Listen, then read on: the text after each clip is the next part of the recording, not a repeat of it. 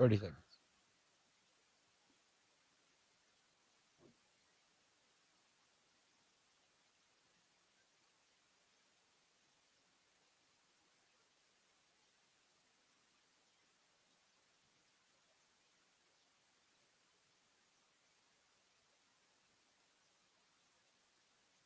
Here we go.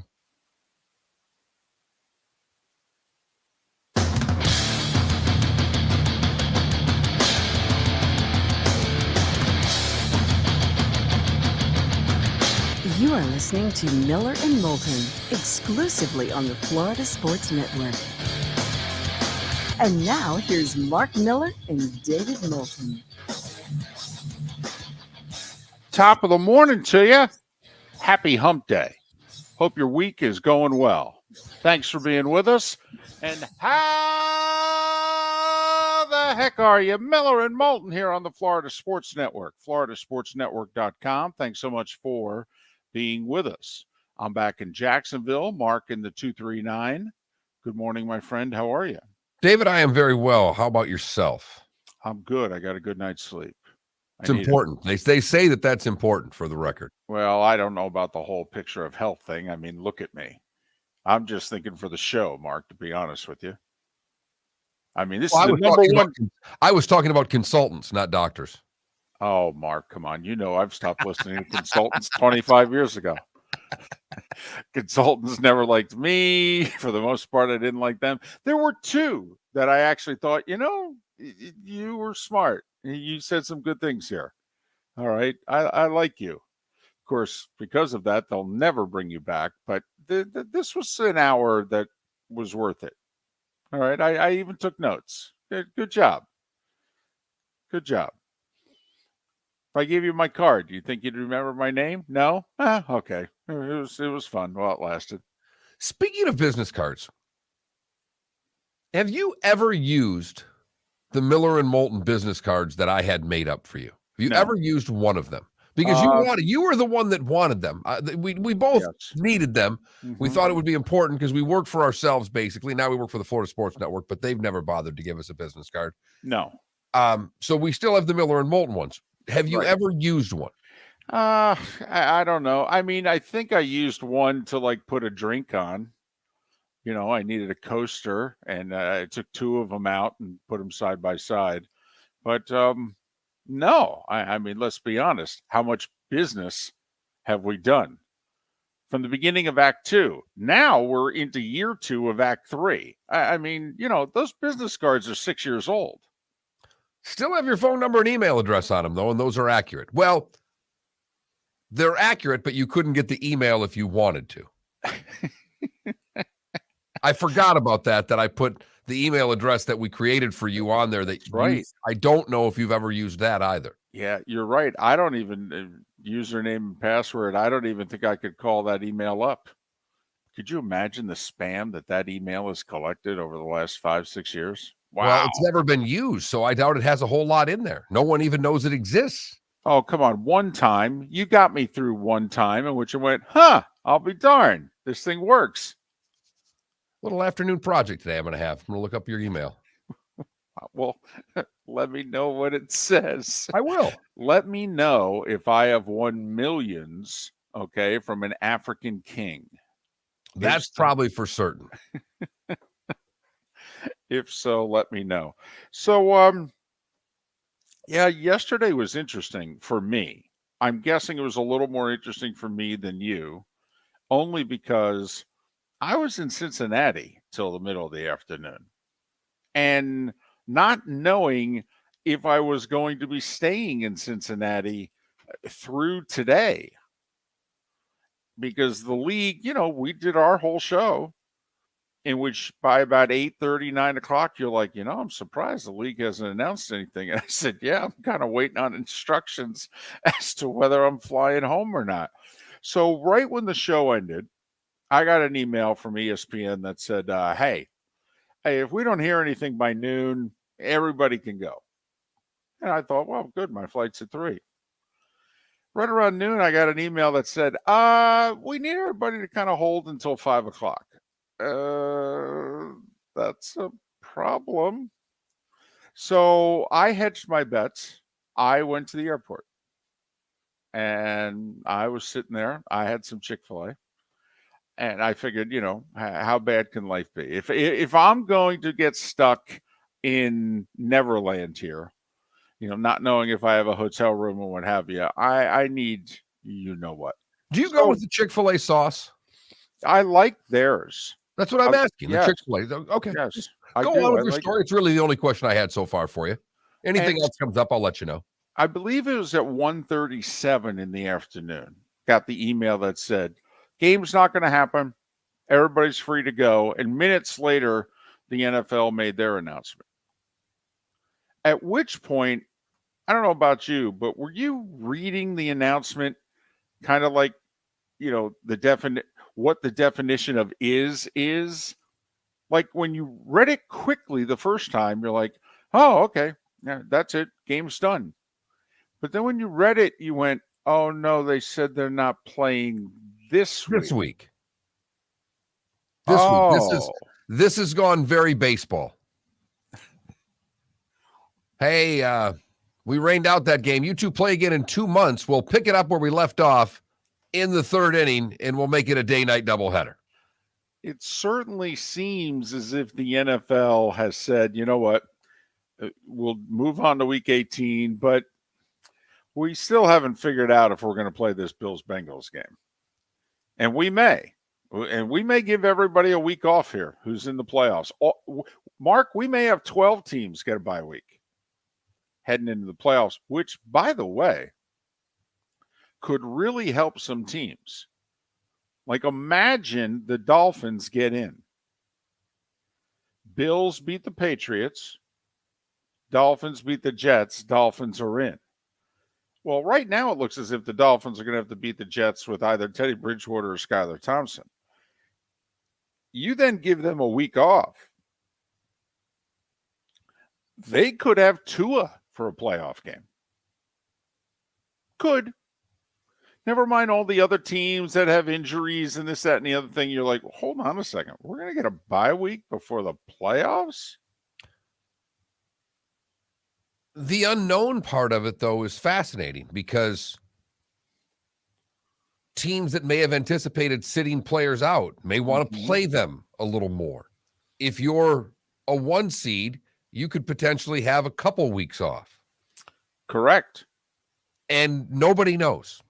No. The NFL has not told anybody. And I'm with you. This is where you kind of like, hey, can you guys just let us know where you're leaning? Are you leaning towards the Bills and Bengals playing?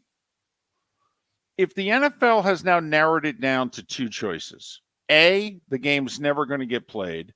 B, no, it's going to get played in a week and a half. And 12 playoff teams are going to have a bye week, and we're going to push everything back a week, and we've got the week in between the conference championship games and the Super Bowl. We have a week where we could push everything back. A, Mark, which option do you think they're going to choose? Door number 1 or door number 2? I'm of the belief they're going to do everything they can to play this game in 2 weeks. That's how I read the release. Well, the NFL has not played a game since 1935. And the NFL was very proud of the fact that they played all their games during the pandemic. So I'm with you. My gut feeling is also just imagine if the teams that are expected to win this week. So the Chiefs win, the Bills win, and the Bengals win. Well, the Bengals can't be the 1, but they can be the 2. And the Bills are like, if we beat the Bengals, we're the 1. That's kind of a big deal. Meanwhile, the Bills, if they were to beat the Bengals, if they ever play, would get a bye week. How ironic. But the Bengals would not. They'd be the only team in the AFC not with a bye week because they'd have to go straight into the playoffs.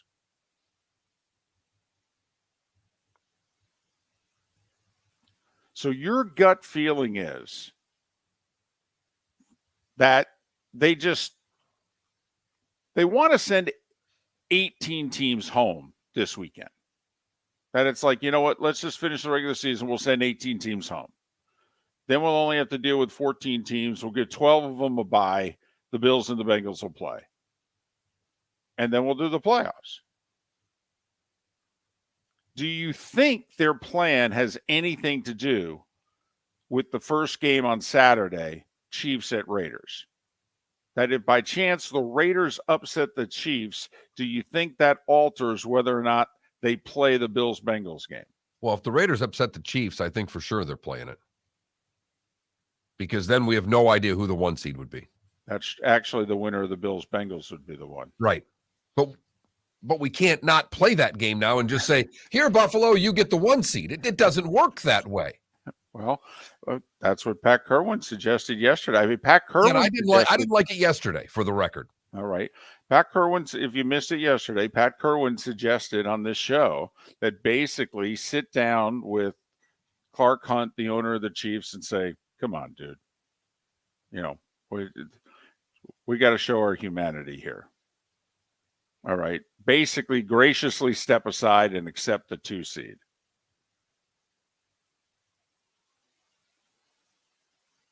And the Ravens would have to step aside. And now they can't really win they could win the division, because if Buffalo beats Cincinnati and then they beat Cincinnati. Well, and now in theory, they would beat Cincinnati first. So, yes, the Ravens would be looking at the league going, you're going to make them play, right?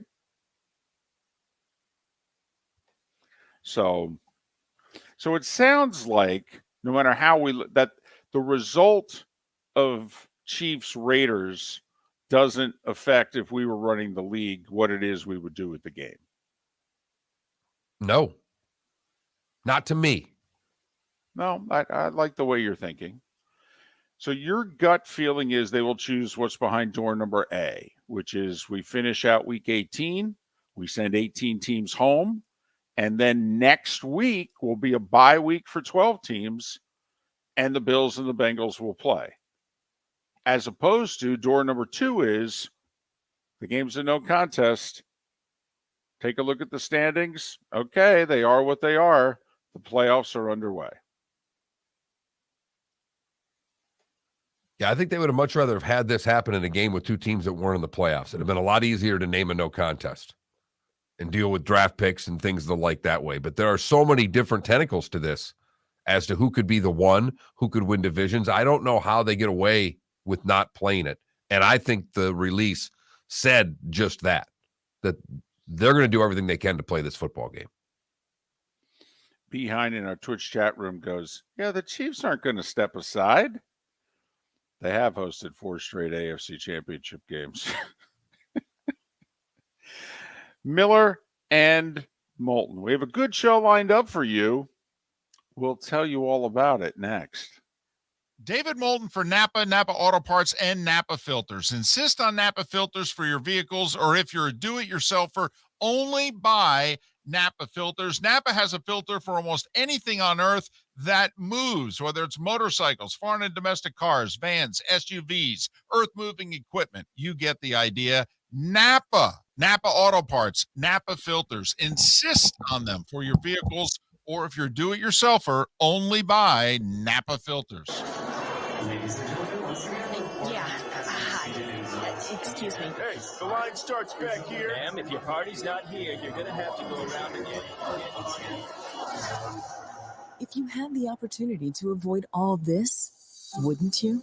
Salt Live is the official transportation provider of the Miller and Moulton Morning Show, making your trip to and from the airport seamless and stress-free. Salt Live is supported with the help of local partners like the Bayfront Inn. Gather your family and friends and enjoy a leisurely day on the water with a pontoon or deck boat. If you prefer to explore the waterways without a motor, the Bayfront has canoes, standboards, and kayaks. At the end of your journey, enjoy lunch or dinner at the Bamboo Tropical Bar and Grill. The Bayfront Inn, something for everyone on 5th Avenue in downtown Naples. BayfrontInNaples.com. When you need a ride, book with Salt Live Transportation, 308-8686, or book on saltlivetransportation.com. Mark Miller for SWFL Golf Carts, or online, flgolfcarts.com. If you're looking for a golf cart, an e-bike, or an e-motorcycle, go visit Alex and the gang at SWFL Golf Carts. flgolfcarts.com online. Check out their whole inventory. If you're looking for a custom cart, they can take care of you. 2-seater, 4-seater, 6-seater, they've got you covered. E-bikes, nobody better for value and service. E-motorcycles, check them out. Again, flgolfcarts.com. flgolfcarts.com. You are listening to Miller and Moulton on the Florida Sports Network.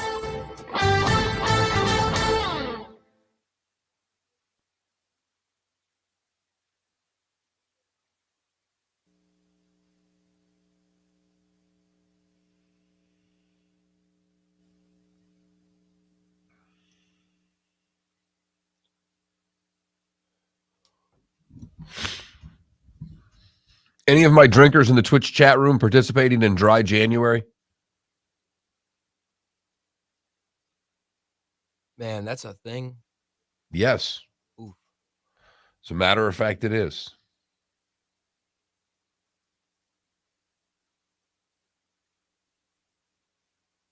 It says 35% of legal age adults in the U.S. participated in Dry January last year.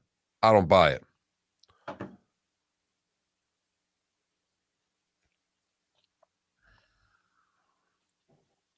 I can. I had a drink already. I didn't even think about it. I think we had a drink on the 1st.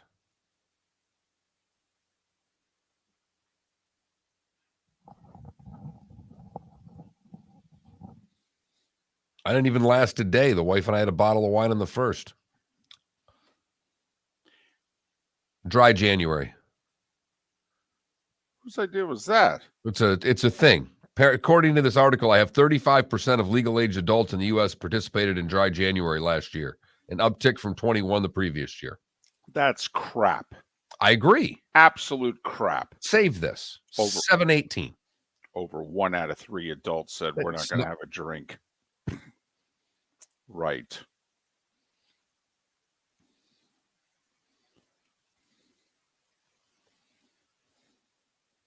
I'd have to go to February 1st because I drank on January 1st. I will say if you're going to do it in February, the month's shorter. Yeah, but the Super Bowl's played in February. That's I true. saw a funny TikTok like this. You know, it was a guy, I'm doing Dry January. I'll do February. It's a shorter month. And then he has a Super Bowl. And then I'll do 30 days after St. Patrick's Day. And then it's Easter. And, it's like, yeah. Mm-hmm.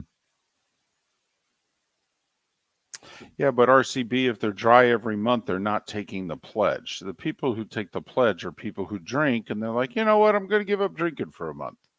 Well, I don't doubt that 1 in 3 say they're going to do Dry January. How many actually fulfill their Dry January is yet another story. People who drink like to drink. I know 2 people that did it last year. Friends of ours, a couple did it for the month of January. I mean, I know 2 people. 2. Okay. 2. I know more than 2 people, David. That's not a third of my friend group. I was going to say, like for my wife and I, that would be more than 35% of our social life, but that might be 100% of our social life. I think I did something last night that 22-year-old Mark Miller and 22-year-old David Moulton would do. I went to a karaoke bar. No? Not at 22. 32, 42, sure. I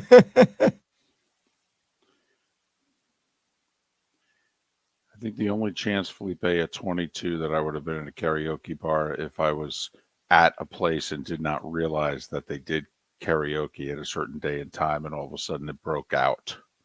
Now, the other side of this, at 22, karaoke was not a thing. Right. That's how old we are. To let you know, 31 years ago, karaoke was not a thing. Man. I mean, when I was 22, Felipe, Reagan was president. First time I saw karaoke, I would have been in my 20s. I was in Raleigh, mid-20s. And I remember Mike Solarte, who we've had on the show, did some Sinatra. He was good. My Way? Don't remember what he did.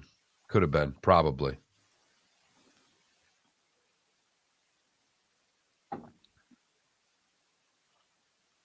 30 seconds. We had a pastor in Fort Myers who did his sermon one week on the lyrics to My Way, and he tore it apart and criticized it. And I turned and looked at my wife and said, "I'm never coming back." And she looked at me and I said, "It's one thing you want to go after the big fella. You don't go after the chairman of the board." Here we go.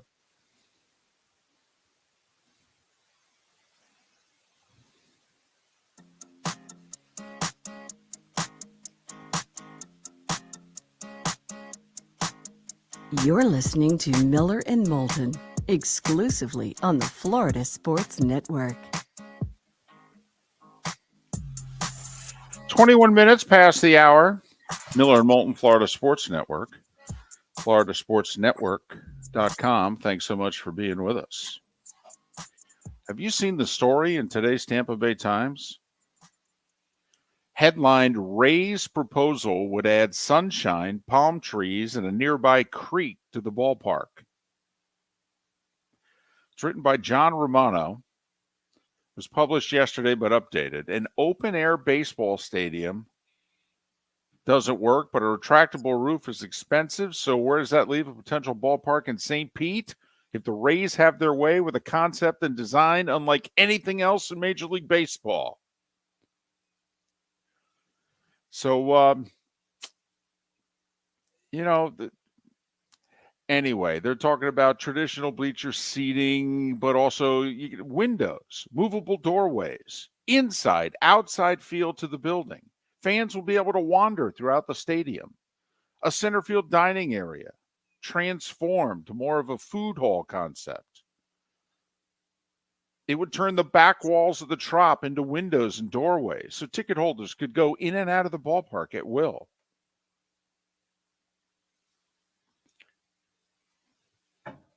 You waxed poetically there. That was wonderful. Well, I'm trying. You were selling it. I mean, you really were. Yeah. I can come in, I can go in, I can go out. I can go in, I can go out. I mean, it sounds delightful. And so basically, they realized, man, it's too hot to have it be a fully outdoor ballpark. So we know it's going to have to be, predominantly indoor, but we're going to try to give you, a lot of windows so that, the outdoors is, right there. And also we're going to try to create it so that, you can go in and out of the ballpark. It's not this whole, once you leave, you're out. You can't right, come if you got to back go out in. if you got to go out to your car to get your debit card because you forgot to bring it in because you have to pay with everything credit there, right? You'll be able to do it. Right. So, it's a concept. It's a plan. Now, I will say this. We've been wait. Have you been to Marlins Park? I've not. Okay. And I've been a few times. I wish they'd open the roof up more. I think there are plenty of days, especially early and late in the season, where you could do it, especially early, in which, I've gone and I've thought, well, why isn't the damn roof open today? Okay, because here's the other thing. Well, it's warm outside. Yeah, we live in Florida. It's actually why we're here. What's wrong with warm? There's a difference between warm and hot. If it's warm, I'd open up the roof every time. And we can judge as to what that temperature and humidity level is. Because there's Florida warm, and then there's the rest of the world warm. Like if you come down, let's just say the Rays build this ballpark, and if it had a retractable roof, and I don't know if the concept does. I understand if somebody comes in from the Midwest and what have you, and they go, damn, this is hot. And the person next to them from Florida goes, no, actually, you want hot, come back next month. This ain't hot. I understand that. So, I don't know. That's just my pet peeve. When in doubt, it's kind of like indoor-outdoor dining, Mark. When in doubt, I eat indoors. Okay, and when in doubt, I eat... Outdoor, there are bugs, and it's hot. And I eat outdoors. I'm not. My wife's 10 times worse than me. She's not an outdoor eater, so we're mostly inside. Well, you have to admit, And there are a lot of women that go to baseball games. They love baseball. All right. They like the men in the uniforms and they can sit and talk. It's a great, women love to go to baseball games. All right. But I mean, let's face it, ladies are an interesting breed because, Careful. well, they're cold all the time. I'm cold. Right. I'm cold. I'm cold. Okay, well, then let's go outside. Well, no, it's hot. See, we got to do one or the other here. So that, like when you said your wife, I always go inside, and I'm like, well, but isn't she always cold? Always cold, but she has her sweater with her, so the air conditioning won't bother her, David. Don't ask me. Don't ask me, but I have turned into someone who eats indoors more than outdoors, and I live in Florida, which is really bass-backwards. But I think in talking to David Sampson over the past few months, the fact that proposals are coming is a good thing. I mean, this is actually a positive. That's the one thing I can spin from this. I don't know if this proposal has a snowball's chance in hell of happening. I don't. But it certainly sounded like from David Sampson, the more talk of stadiums, this is a good thing for getting something done. I agree. I mean, I have to admit, there are a lot of people that are like, well, I'd rather have the team than lose the team. But, if it's going to stay in St. Pete, it might as well be in Montreal because I'm not going. So, but I mean, I get it. It's hot. We've got, a lot of lightning, thunderstorms, the whole deal. I get that we got to do the roof. I get it. I do. All right. By the way, they're talking about a stadium that's only around 30,000.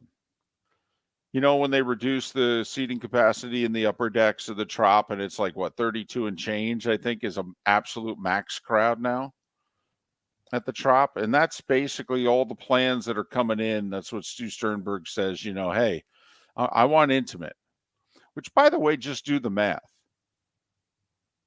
81 home games.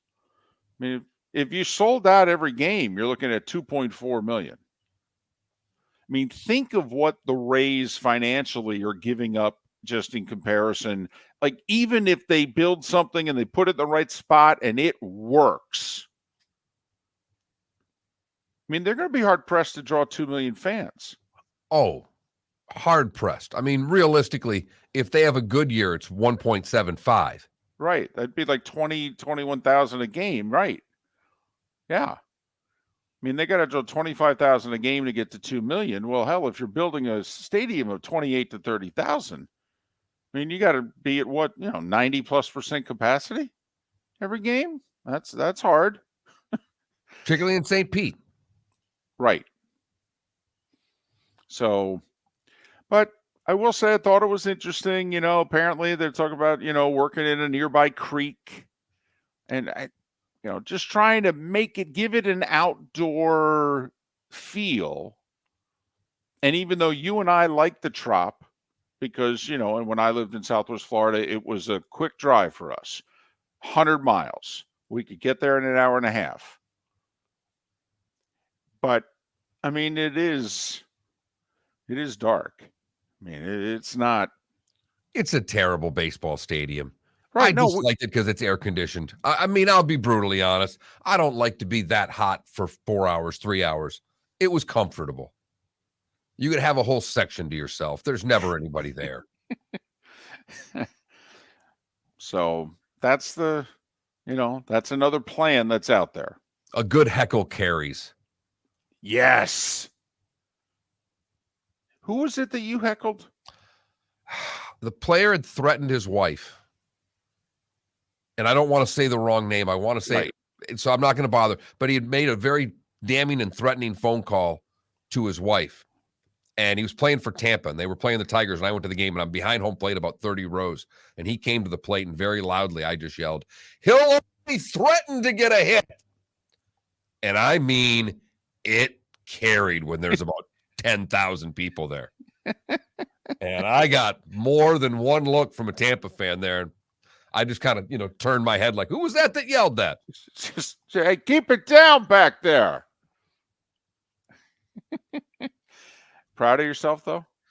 At the moment, I was. Yeah. Oh, no, that It was a I'm good one. proud of you. Yeah, that was good. It was good as heckling goes. Okay, you made your point. I mean, he's the one who threatened his wife. How could they be mad at you? Exactly. But it was the home team player, so they didn't like it all that much. Tough. Miller and Moulton. The starting five is next. Thanks so much for listening right here on the Florida Sports Network. Golfers, are you bored of the same old driving range warm-up routine that's not getting you the results that you want on the course? Power up your golf swing by adding resistance bands to your range sessions with the Orange Whip Golf's Power Strap Kit.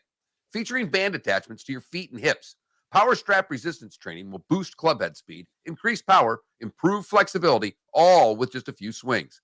Buy a Power Strap Kit today. Go to orangewhipgolf.com and use code Miller10 to receive an additional 10% off the already great price of $119. Miller and Moulton here for the Clutch Vodka Play of the Day. Mark, remember Nick Charles, Fred Hickman, the CNN Play of the Day? Yeah, CNN did a nightly sports show. That was a while ago. Yes, it was. Just work with me. Everyone liked the pod, the Play of the Day. So how about we have the Clutch Vodka Play of the Day? Sounds good. Fun. Smooth. Like Clutch Vodka. Listen weekday mornings for the Clutch Vodka Play of the Day. That's Clutch with a K. Mark Miller for SWFL Golf Carts or online, flgolfcarts.com. If you're looking for a golf cart, an e-bike, or an e-motorcycle, go visit Alex and the gang at SWFL Golf Carts. flgolfcarts.com online. Check out their whole inventory. If you're looking for a custom cart, they can take care of you. 2-seater, 4-seater, 6-seater, they've got you covered. E-bikes, nobody better for value and service. E-motorcycles, check them out. Again, flgolfcarts.com. flgolfcarts.com. David Moulton for Napa, Napa Auto Parts, and Napa Filters. Insist on Napa filters for your vehicles, or if you're a do-it-yourselfer, only buy Napa filters. Napa has a filter for almost anything on earth that moves, whether it's motorcycles, foreign and domestic cars, vans, SUVs, earth-moving equipment. You get the idea. Napa Auto Parts, Napa filters. Insist on them for your vehicles, or if you're do-it-yourselfer, only buy Napa filters. You were listening to Miller and Moulton on the Florida Sports Network.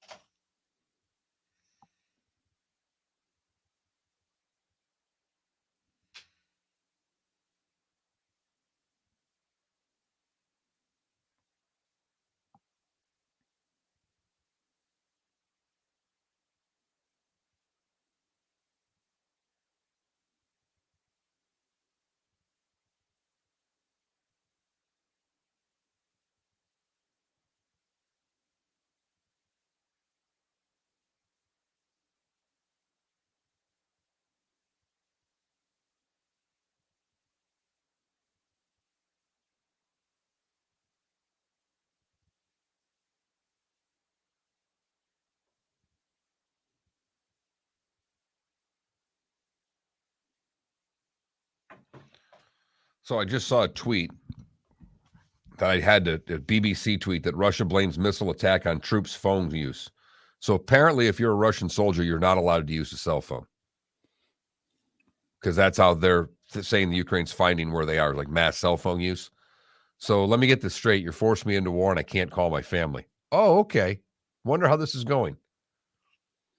I'm guessing morale is low.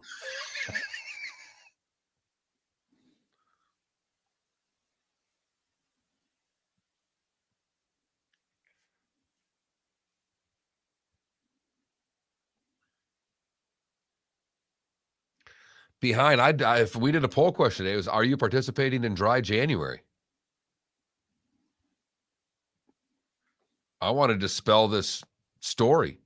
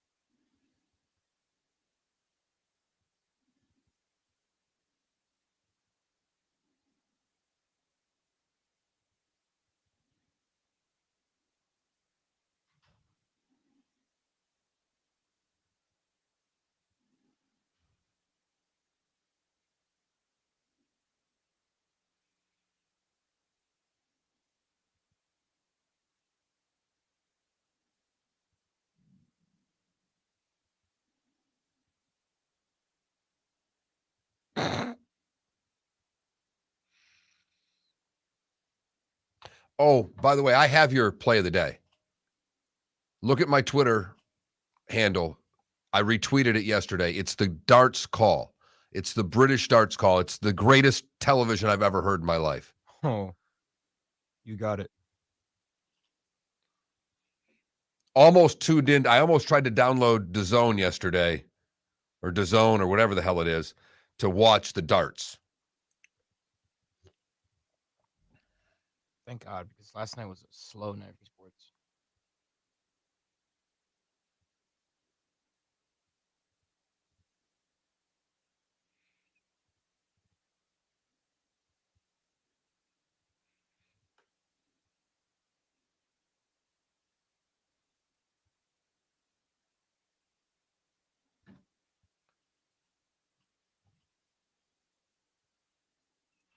Is that the kid that played on the British national team or whatever you're talking about, Paul?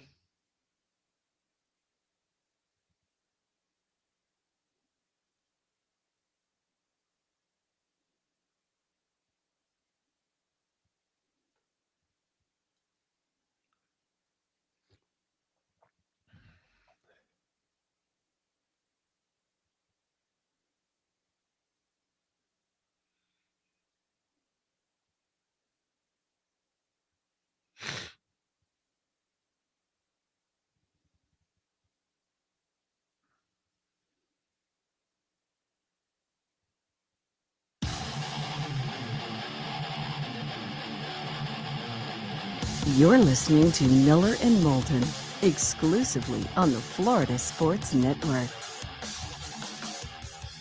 22 minutes before the hour. Miller and Moulton, the Florida Sports Network, floridasportsnetwork.com. Angelique Chengelis covers Michigan sports, will join us 8 o'clock hour. Seth Everett 2 hours from now as well. And coming up in a moment, you'll know why we booked Angelique, because it is time for The Starting Five. 5 stories you need to know. It's the Starting Five on Miller and Moulton. Here's number 1. Damar Hamlin's uncle, Dorian Glenn, gave some interviews early last night, and he said his nephew is still sedated and in critical condition, but he is now breathing 50% on his own. Before yesterday, 100% of the breathing and of the oxygen that he was getting was being given to him. Also, the family disclosed that Hamlin was resuscitated not once but twice. He was brought back to life on the field and apparently also had to be resuscitated once arriving at the hospital. Damar Hamlin still in critical condition. The family said things are a little bit better. So keep the thoughts and prayers coming. Hamlin's charity, remember, he was trying to raise $2,500. He is somewhere between $5.5 and $6 million right now. NFL announcing yesterday afternoon the Bills and Bengals will not be played, quote, this week, unquote. It's on to week 18. After week 18, well, your guess is as good as everyone else's. Will they play or will they go to the playoffs? We shall see. Couple other NFL notes. Vikings starting right tackle Brian O'Neill placed on IR with a calf injury. That's 2 offensive linemen that the Vikings have had to put on IR here late in the season. So heading into the playoffs, the Vikings offensive line, which was not exactly a strength, it was kind of is going to be less than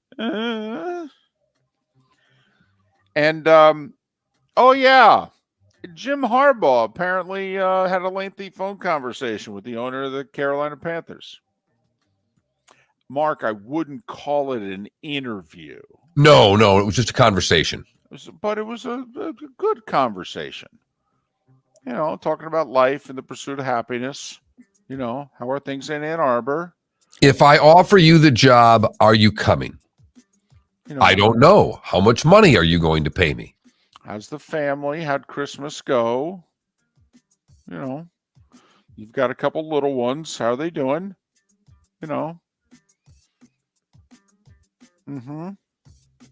So, Denver reportedly interested. Carolina obviously interested.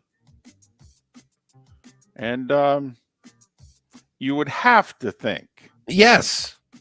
Indianapolis is going to be like, please. Absolutely, David. Absolutely, Indianapolis is going to be interested. Now, I don't think Denver's the place. I don't. I think Denver's Sean Payton. That's just me. But Carolina, first off, if you're Carolina, Mark, you going to give the job to Steve Wilkes? He's very deserving of it. He's done a good job. He really has. Handled that quarterback mess that was dumped in his lap. And here's the thing. I know, you get this a lot, but the players seem to like him and want him there. And let's just look at what happened in Vegas this year when there was a guy a year ago that came in as an interim. They wanted him. They didn't keep him. And Vegas has largely disappointed. Not largely. Vegas has completely disappointed this year. So the most brief case scenario could point to keeping the interim and not going outside. Certainly it looks as if the Raiders would have been better off staying with Bisaccia there. I don't know how much play this is going to get, but it should get a lot, and it should be concerning. The NCAA Division I Transformation Committee, Mark. I hate committees. You ever been on one? No, I've thought about it, but I've reluctantly stayed away. I was on a Hall of Fame committee.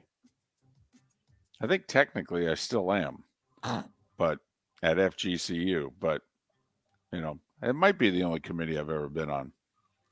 But they released a 22-page report recommending many changes. There's only one anyone's going to give up about. They, Mark, recommend in big sports, ruining them. Sports that have, a lot of schools playing it. Mm-hmm. That you need to have an NCAA tournament in which 25% of the membership is in the tournament. Let's see. There's around 360 teams playing Division I basketball right now. If my numbers are correct, I think 363, if I've got the number right. Yeah, I didn't know if it was 353 or 363, but yeah. Mm-hmm.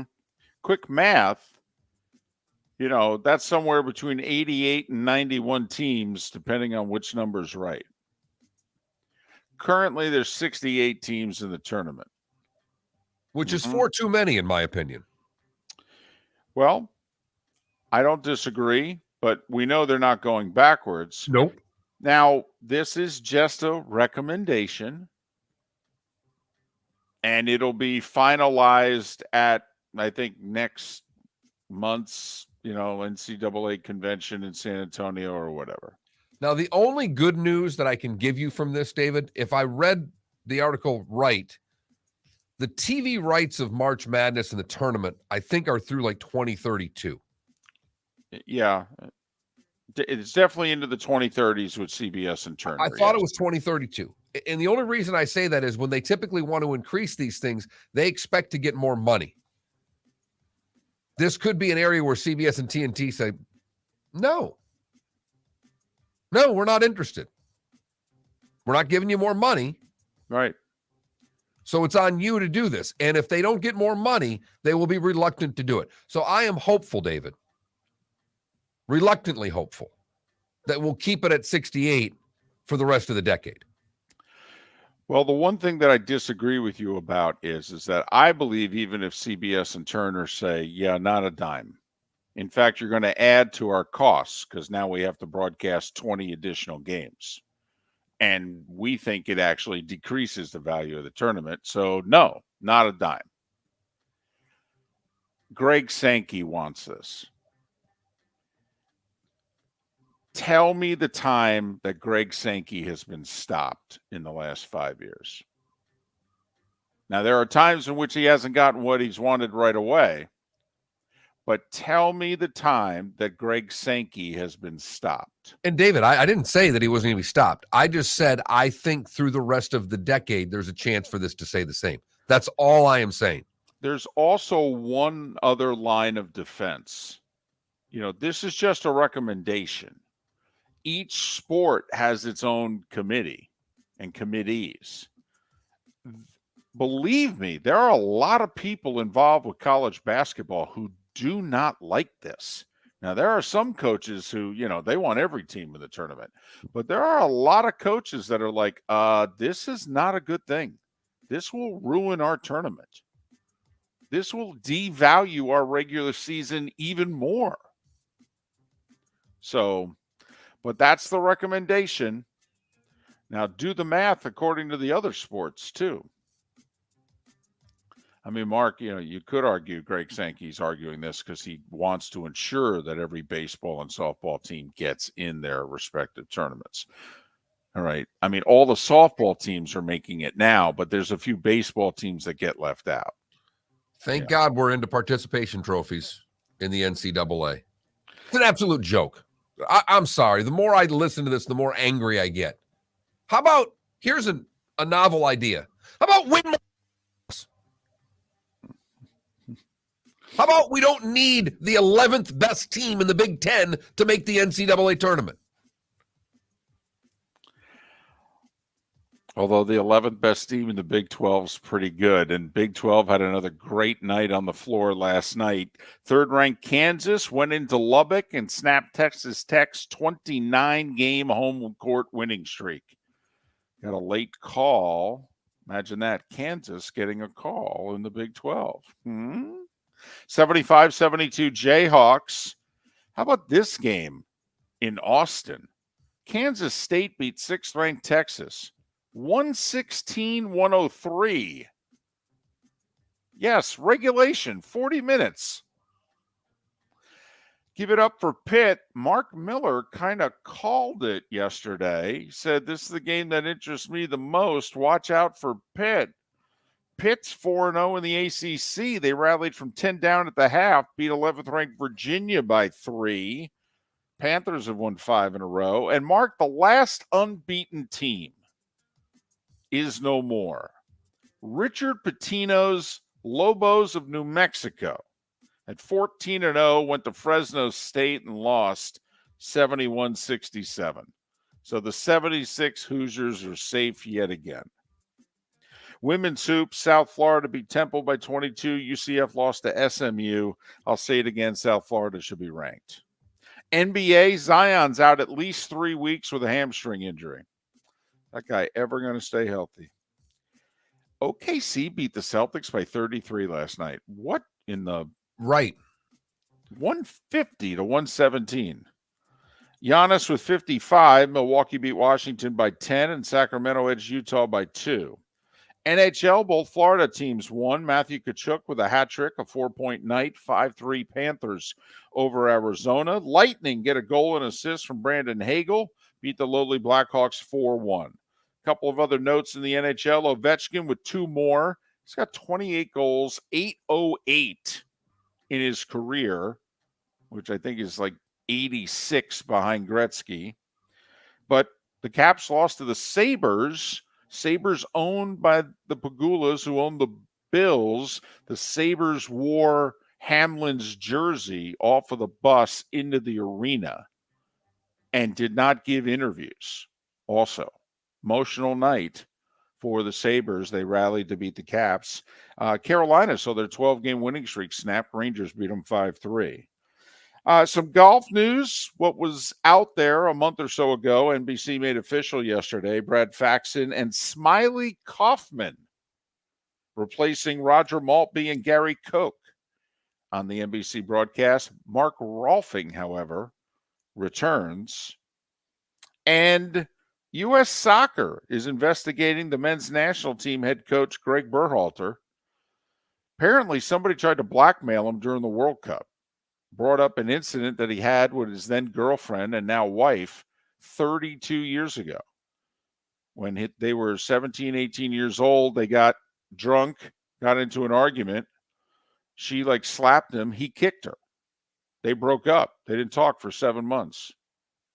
He said he went to counseling. She sought him out. 7 months later, they reconciled, finished dating, got married, been married over 25 years. But somebody went to the U.S. men's national team and tried to blackmail him to get rid of him. So they're investigating him and U.S. men's soccer, and they released a statement yesterday that said, we got a lot of people that are misbehaving. They're treating people very badly. We'll try to be transparent. We'll get back to you a little bit later on. And that, Mark, was... That was the Starting Five every weekday morning at this time on Miller and Moulton. Mark, here's another thing. His contract ran out December 31st as head coach of the men's national team. Now, it's not to say that they can't sit down and work out an extension or what have you, but, there's a couple of people who've had contracts and, we've had our employers politely say, no, we're good. We'll just let it run out. Either one of us ever get extensions after they let them run out? No. Yeah, no. Not the way it works. No. When they run out, David. Right. If they want you, just like the NFL, if they want you, they'll come get you.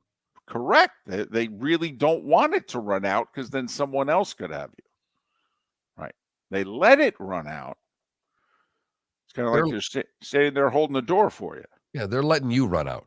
In fact, like you said, David, they're holding the door for you. Miller and Moulton, thank you so much for listening. More to come on the other side right here on the Florida Sports Network.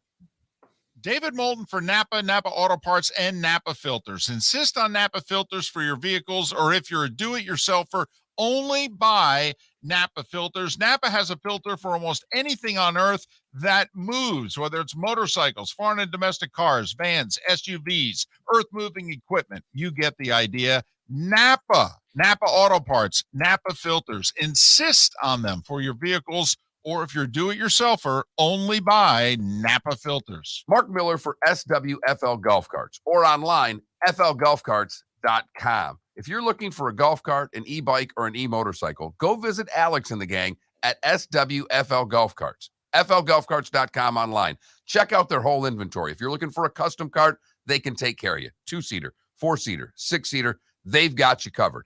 E-bikes, nobody better for value and service. E-motorcycles, check them out. Again, flgolfcarts.com. flgolfcarts.com. Golfers, are you bored of the same old driving range warm-up routine that's not getting you the results that you want on the course? Power up your golf swing by adding resistance bands to your range sessions with the Orange Whip Golf's Power Strap Kit.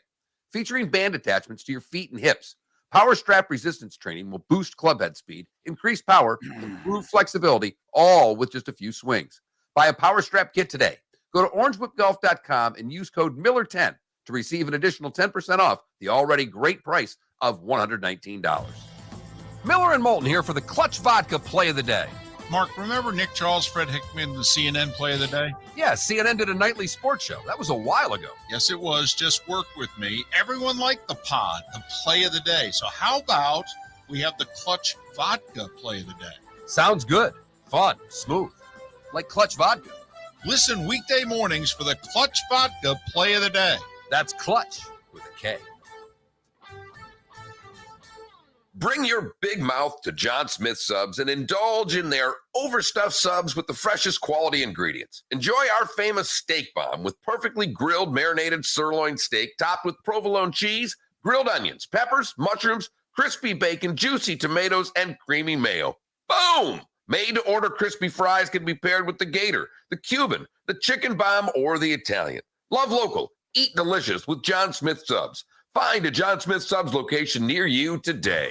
Don't miss the Miami Dolphins watch party every Sunday at the Seaside Bar and Grill in Bonita Springs, presented by Clutch Vodka. The Seaside will be serving Clutch Vodka drinks, including the awesome Bloody Mary bar at the Seaside. If you can't be at Hard Rock Stadium, come have fun at the best place in town to watch the Dolphins and enjoy the best, clean, crisp, smoothest vodka. That's Clutch with a K. Miami Dolphins parties every week at the Seaside Bar and Grill on Old 41 in Bonita Springs, powered by Clutch Vodka. You are listening to Miller and Moulton on the Florida Sports Network.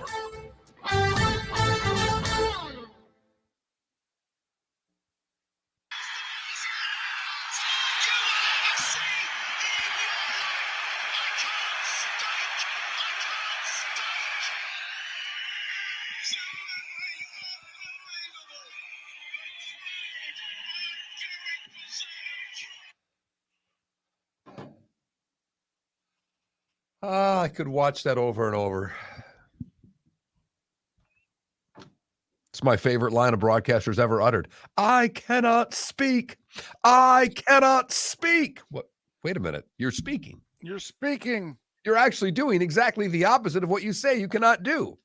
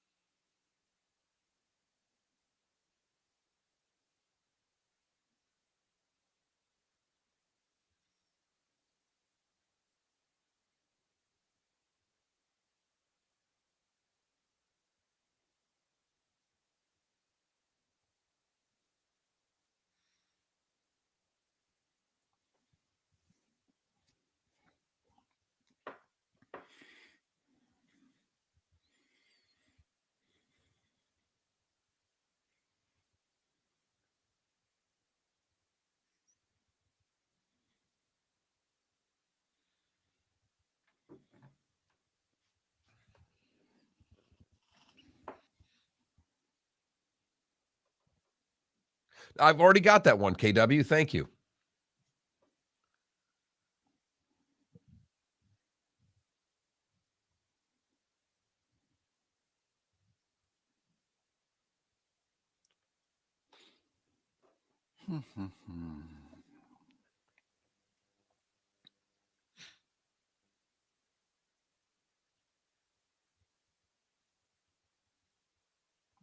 By the way, the question about has there ever been an FSW athlete go to FGCU? Yeah. There was a women's basketball player. She played 2 years, didn't play much. And there's been a few baseball and softball. But this is the best basketball player, male or female, to be going across town. This is how it was supposed to be.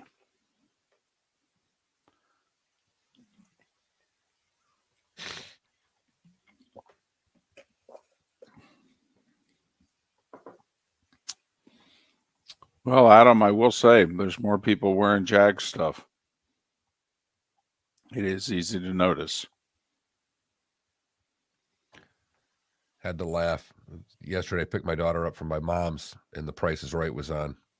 They played this game. They go back to 73, and you had to pick prices of these items, and the last item was encyclopedias. And Drew Carey, without missing a beat, goes, "That was our internet." And I looked at my daughter. I said, "He's right. That was the internet right there. That was it." And they were expensive. And they were heavy. Here we go.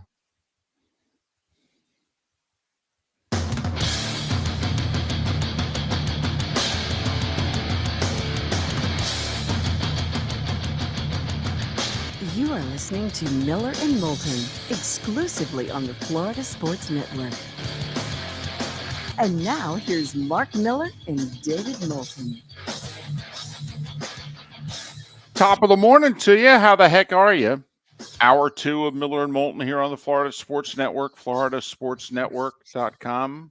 Angelique Chengelis to join us 1 hour from now to talk about, is Jim Harbaugh leaving Michigan? And why? And Seth Everett will join us in about an hour and a half here on Miller and Moulton. Can I throw a proposal out there that you and I have not thought of nor heard of? Okay. Pro Football Talk said that there were 4 options that the league could take. Right. You know, we had what we thought were the only options the NFL had. Here's one that they said has actually been discussed in league circles. So they're going to play Week 18 this Saturday and Sunday as scheduled. The following weekend, they play the NFC wildcard games and the Bills-Bengals. Then the following weekend, the NFC teams would get a bye and the AFC wildcard games would be played.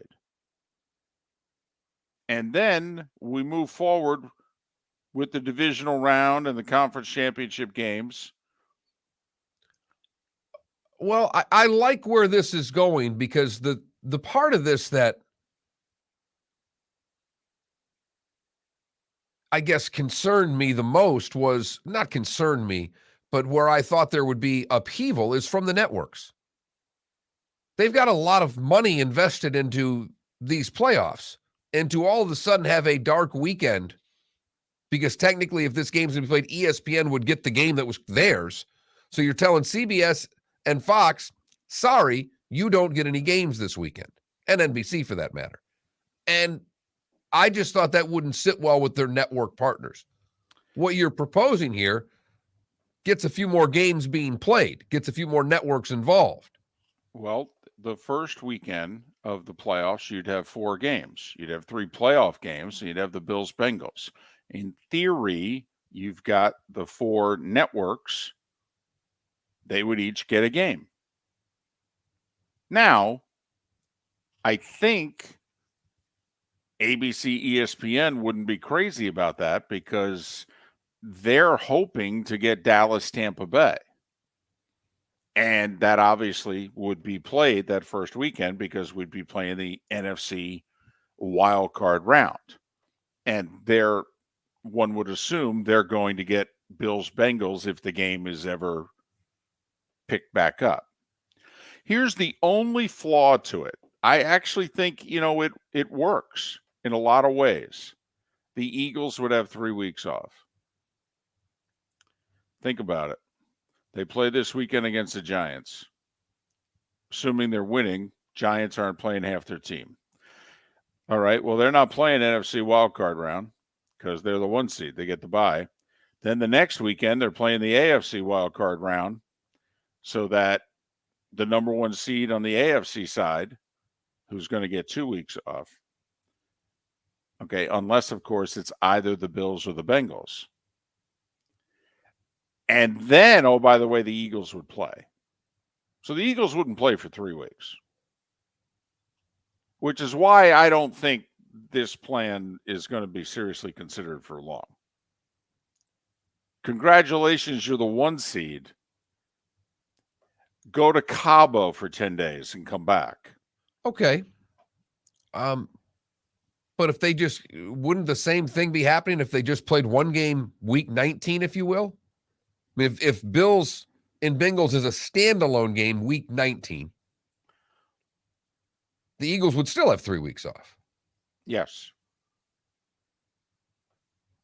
Yes. Which is another reason why you're like, are we sure we can do this? I mean, technically it's 2 weeks off and then they play, but they would go 3 weeks in between playing games. Now, I mean, goodness knows they could get Lane Johnson back. They get Jalen Hurts will be 100% the whole deal. I mean, they do have a couple key injuries, but, that's a long time.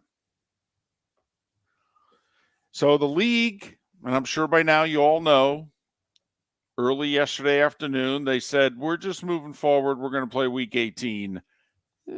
But we could still play Bills-Bengals.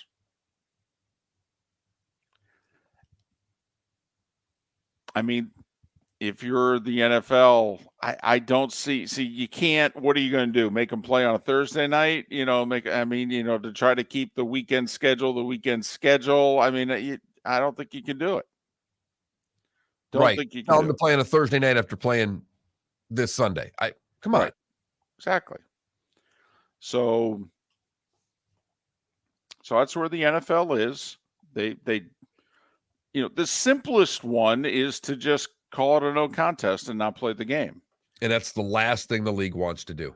Number one. Everything happened yesterday tells you that the league does not want this game to be a no contest. If it's the reason you talked about before, David, that they haven't had a canceled game or a no contest game since the 30s, if that's the reason that they're holding their hat on this, hanging their hat on it, if it's the fact that they played every game through the pandemic and were able to get through it, I don't know what their rationale behind it is.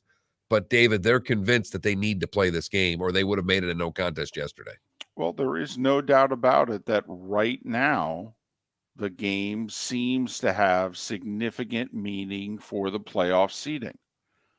And it's difficult to imagine what would have to happen this weekend, Mark, for the game not to have seeding. I mean, basically the Patriots would have to beat the Bills. Number one. I mean, because then Kansas City, in theory, Kansas City wins Saturday, Bills lose, Chiefs are the one, period. That's done. Now, if we've settled that, then the league's like, well, are we going to make them play to see who's the 2, who's the 3? I mean, the Ravens may raise their hand and go, if they beat Cincinnati this weekend. I mean, Mark, imagine Chiefs win Saturday, Patriots upset the Bills, Bengals beat the Ravens. So the North's been decided, the 1 seed's been decided, and basically the only thing undetermined is who's the 2, who's the 3. Right. No offense. It's kind of a big deal of who would host that game. I understand that.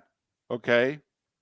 I mean, you could, if you're the league, look at the 2 teams and say, well, you guys were scheduled to meet in Cincinnati. You could look at them and say, even though it was only 1 quarter, Cincinnati was in the lead. I don't know how I still think you'd be slighting Cincinnati if you name it a no contest at that point. Kansas City trips up, Cincinnati could be hosting the AFC Championship game. Well, right. I'm trying to present the scenario in which the Bills-Bengals game has the least meaning. Chiefs would win Saturday. Patriots upset the Bills Sunday. Chiefs are the 1. That's done. And if the Bengals on Sunday beat the Ravens, the AFC North has been determined. And so now is Buffalo the 2 or Cincinnati the 2? Now, obviously, it determines who you play in the first round, 2-7, 3-6, and then the 2s and the 3s are expected to win, so then they play each other and who gets to host the other.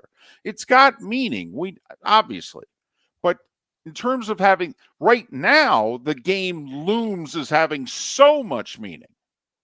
I'm just wondering, does the outcome this weekend influence what it is the NFL does? Do you think that it does? Because I really don't. If that's the case,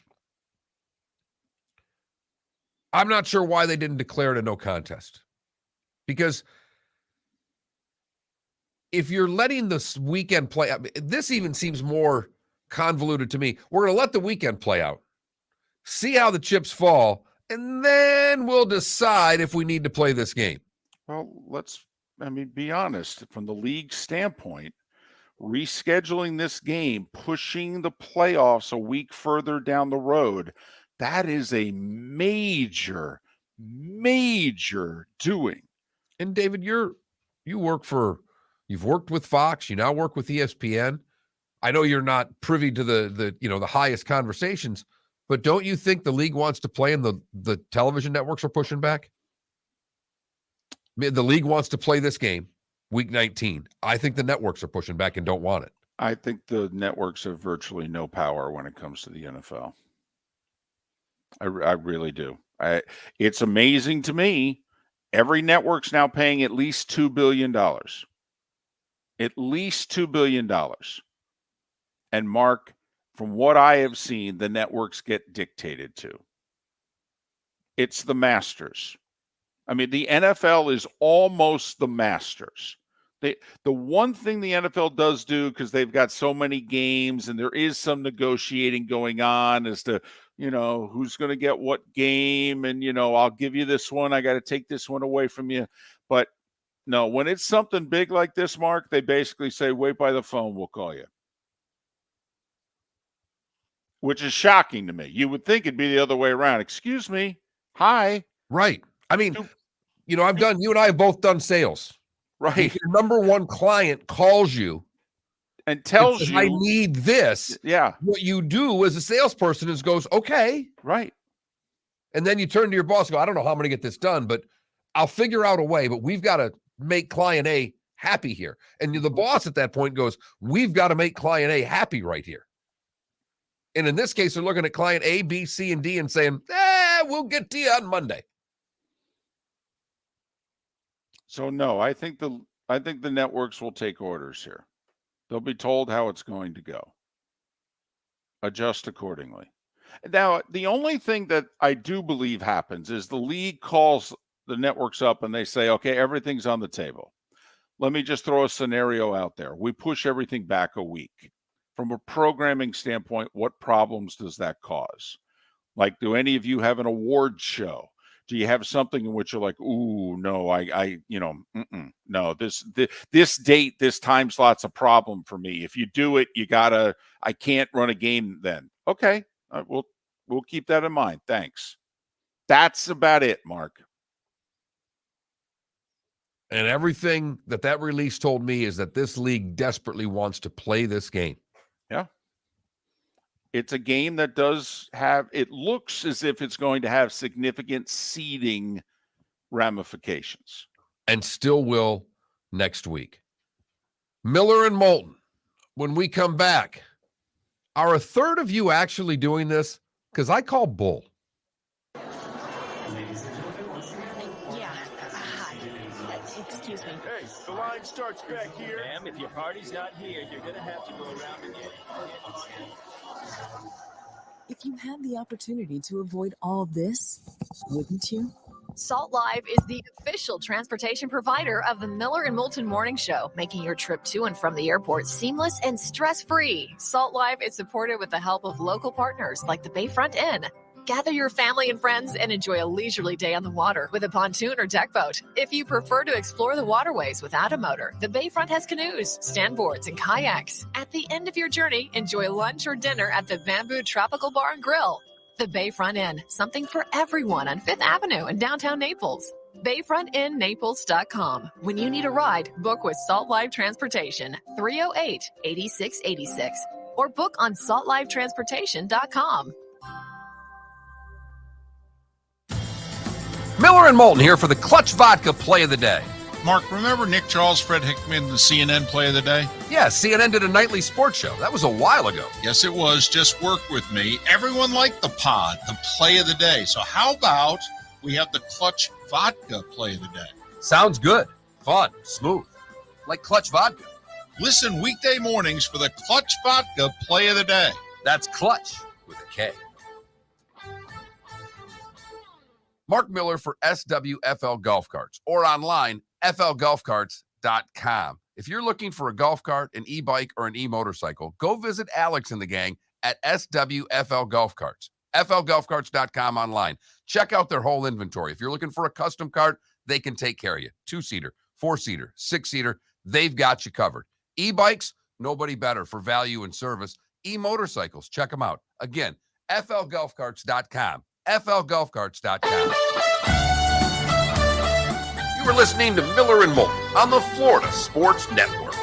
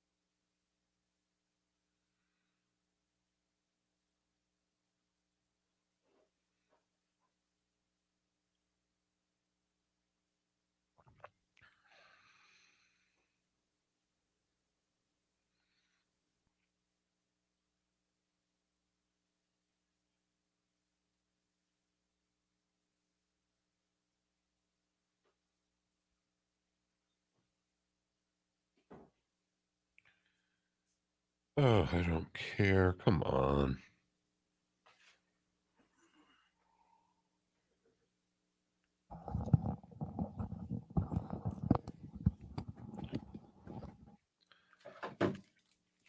The PGA Tour app's got a whole new thing going. They were asking me a bunch of questions when I tried to remind myself who was playing this week. And it said to ask me my favorite tour. The Live Tour was not listed as one of them.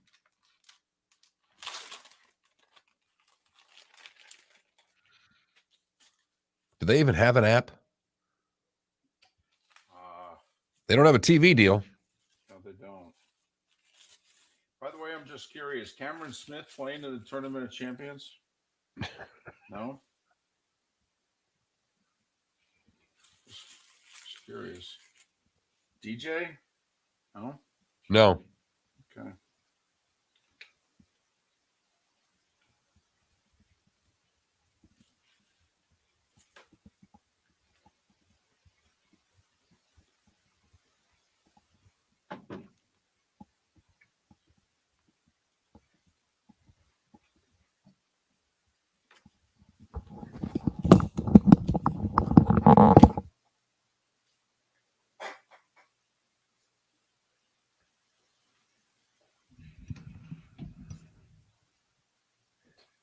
"15 years, he still bangs those headsets on the ground, just trying to kill me."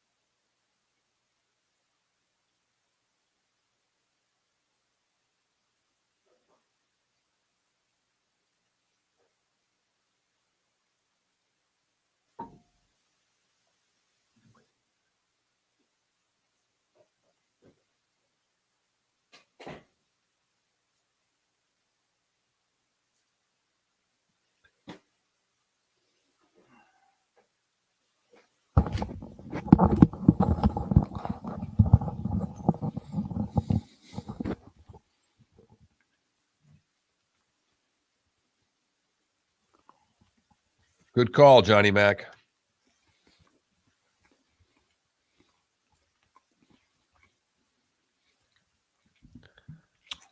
Guys, what part of I have to eat every morning to take my medication? So,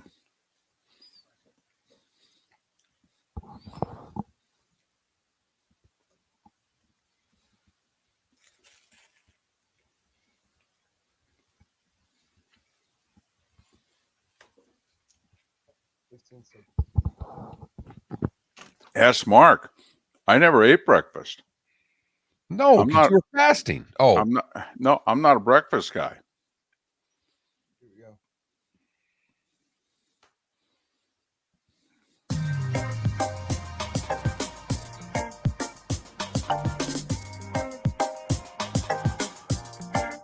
Welcome back to Miller and Moulton, only on the Florida Sports Network.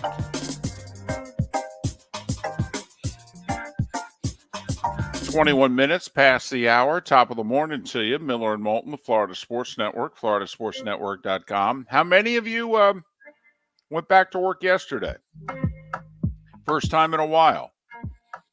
I mean, had to be some of you there who had off from just before Christmas and all last week, and then Monday was the New Year's holiday being officially celebrated. So some of you went back to work yesterday for the first time in a while. It's okay. It's all right. Hey, look at it this way. It's already hump day, just like that. Bada bing, bada boom. that means Seth Everett's coming up on the show in a little more than an hour then, huh? And yeah, Angelique Chengelis coming up at the top of the hour. Talk a little Michigan. Are they ever going to get over the hump? And are they going to do it with Jim Harbaugh? All right, we've given up on poll questions. Right. And it probably should have been our New Year's resolution to come back with poll questions, but it's too late for that. Well, hold on a second. So what? We missed 2 shows, now 3 shows. We could start next week. Well, we could start today if you wanted to, because I've got one. Oh. Because I Okay. think I get about 5 or 6 different short email newsletter type things. Some business, some sport, some pop culture, just a bunch of different things that show up in my email inbox every morning. And one of them talks about, it's the Daily Valet. And it says in here that there are 4 stories that dry January is here. What? It says, are you doing dry January this year? What is that? What's what it means? Dry January means no alcohol. Why? Mainly because after going at it so hard over the Christmas holiday and New Year's Eve, there are people out there that participate in dry January. According to this article, 35% of legal-aged adults in the U.S. participated in dry January last year. No way. I don't buy it at all. I have 2 friends, a husband and wife, who did it a year ago. There's the only 2 people that I know that did it. Now, it doesn't mean others didn't try and failed right around, wild card weekend. Or the first. Or the second. Well, that's how long I would have lasted. Because my daughter spent the night at my mother's house on the 1st. The wife and I had a bottle of wine with dinner, and I realized that dry January had come and gone on January the 1st. But you could have started on the 2nd. I did. I haven't had a drink since, not on purpose. I don't drink as much as I used to.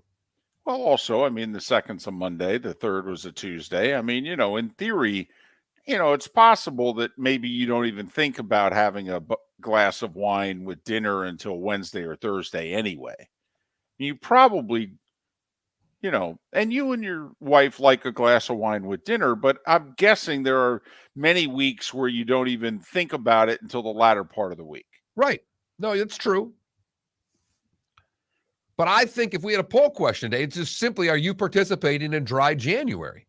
Because I don't buy this 35%. I don't buy 10%. I don't think 1 in 10 is participating in dry January. I didn't realize, honestly, that's a thing.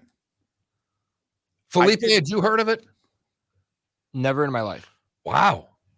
Never heard of it. On this show, only a third have even heard of the concept. Right. Let alone participating in it. Correct. Although, apparently, that's all you need, right? 35%. So, right. And I also agreed that it's a load of... It says it's an uptick from 21%. They didn't count 2020 or 2021, but it's an uptick from 21% who did it. 1 in 5 were basically doing it in 2019, and 1 in 3 did it last year. Let me get this straight. So we've gone what we've gone through in the last 2 to 3 years, and more people are deciding, you know what? I'm not going to drink. Really? Really? Sure. And then this article proceeds to tell us that according to NPR, we're living in the golden age for non-alcoholic beers, wines, and spirits. You want to talk about something I don't give a damn about. David, you don't drink a lot. No. But you have a beer occasionally. Yes. Would you give up beer for a non-alcoholic? Like if you couldn't drink beer and your choices were an NA beer or a Coke, what would you drink? Anything but an NA beer. Thank you. Thank you. Yeah. Hate to be a cynic, but I am the glass half empty guy on the show. Has there been another age for non-alcoholic beers and wines? The latter part of the 20th century, I know they were trying to sell that as a concept. Wasn't it Zing? Wasn't it the first NA beer? Was that an NA beer? I thought so. I thought Anheuser-Busch came up with the first NA beer, and it was horrible. Well, there was O'Doul's. I do remember that. So, but I mean, golden age. I mean, we could debate the golden age of the SEC, of the Big Ten. Don't you have to have more than one age to debate the golden age of non-alcoholic beverages? I mean, that's pretty much a 21st century thing, right?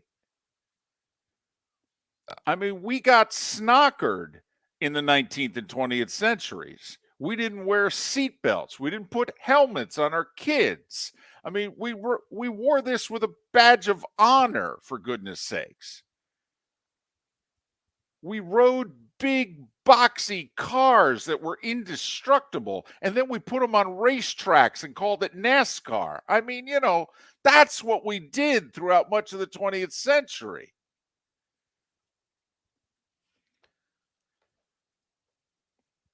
I mean, by the way, for those wondering, Zing was a Pabst Brewing Company non-alcoholic beer. Gotcha.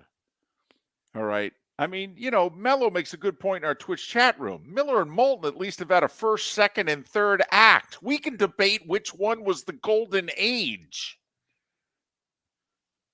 The answer, by the way, is none. Nothing clutch about an NA beer, but there is time for our Clutch Vodka play of the day. This is a great one. Felipe, give it to us. Michael Smith is the champion of the dart world. He defeated Michael Van Gerwen 7-4 in the World Championship, and this was the spectacular call. One man misses, does the other man get? I've never seen the like. Come on, Spolly boy! Yes, double 12! That is the most amazing leg of darts you will ever see in your life. I can't speak. I can't speak. Absolutely unbelievable. The crowd are going berserk. Michael Smith makes more history in the World Final. The World Championship of Darts, and it was like nothing I'd ever seen before. The crowd was amazing. Nuts! For darts. And it was packed. It was on DAZN. It started blowing up on Twitter yesterday afternoon. I couldn't help myself.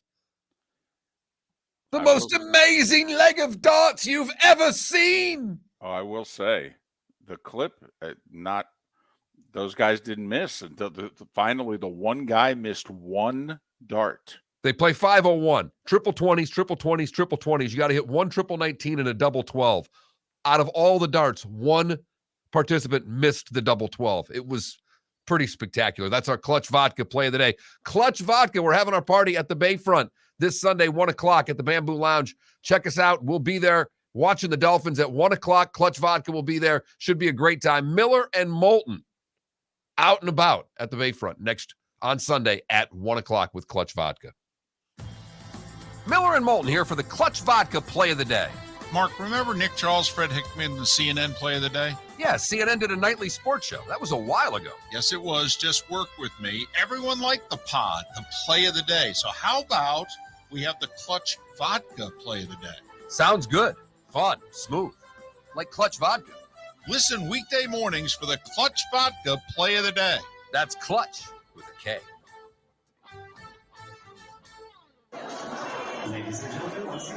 Yeah. Hi.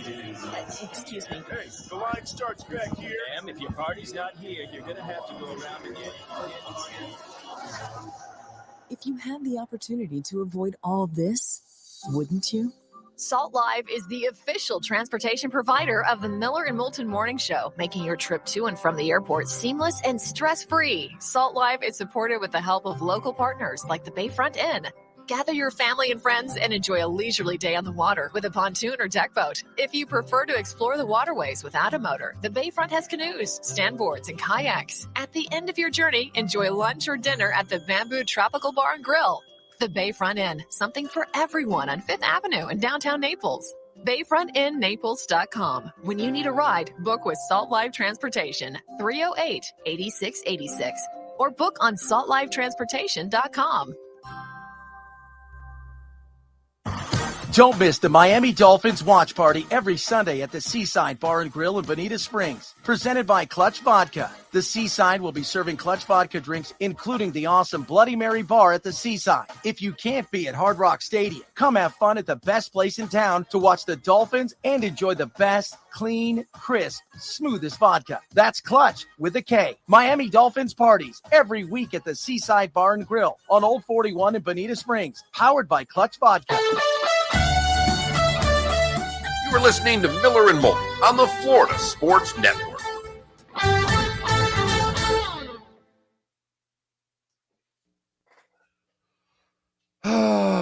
Still no answers. Bruce even sent an email with my questions on him again. Oh, you don't have your headsets on.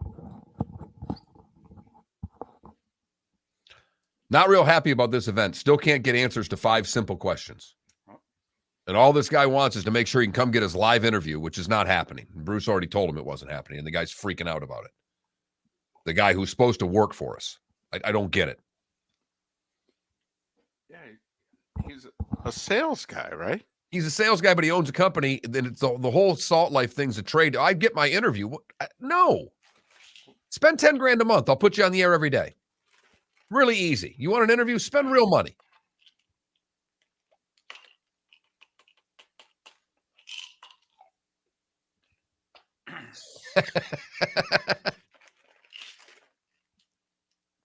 I failed at 12:01 a.m. I can barely make it through No Shave November. I'd be out on the 1st of January because I use the hair of the dog as my remedy. Nice.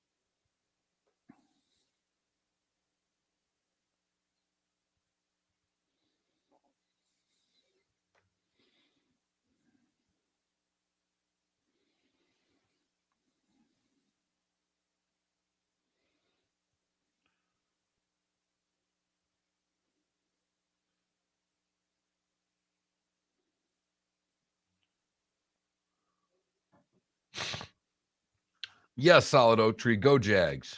I like that you come in and just throw that out there every day, no matter what. It's like I'm awake and I'm going to let everybody know that I'm rooting for the Jags.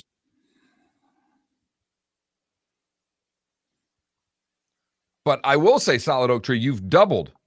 We have no idea, Hobbs. It's one of two things. I've got it down to one or two things on Klecko. Either he was upset with Pat's comments about El Paso, or he was upset with Steve Dace being on the show because they were back-to-back and it couldn't have been anything else. And Steve Dace is a very right-wing political commentator, but we don't talk to him about that. We talk about Michigan football and only Michigan football. And he's very good at Michigan football. Yeah, that's surprising. Usually we know when we lose and we asked, and he was still in the room and didn't bother. So I don't know what to say.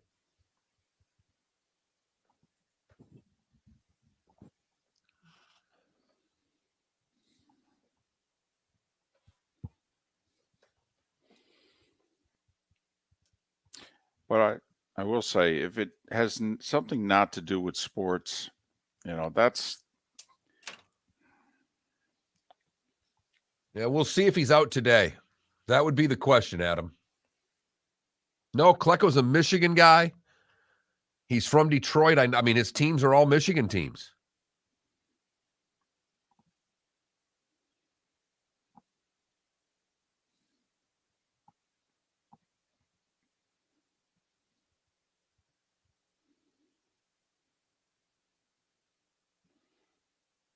Wow.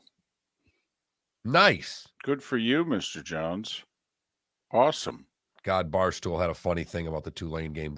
So one of the Barstool guys like basically did this whole thing because they showed this Tulane co-ed, very pretty. He does this TikTok. She found it. And she does a duet with her on one side of the screen being looked at. And he's like, worst thing that ever happened was Tulane being taken out of the SEC. And he goes through this whole long, and she's just sitting there with a smile on her face. That's excellent. There you go.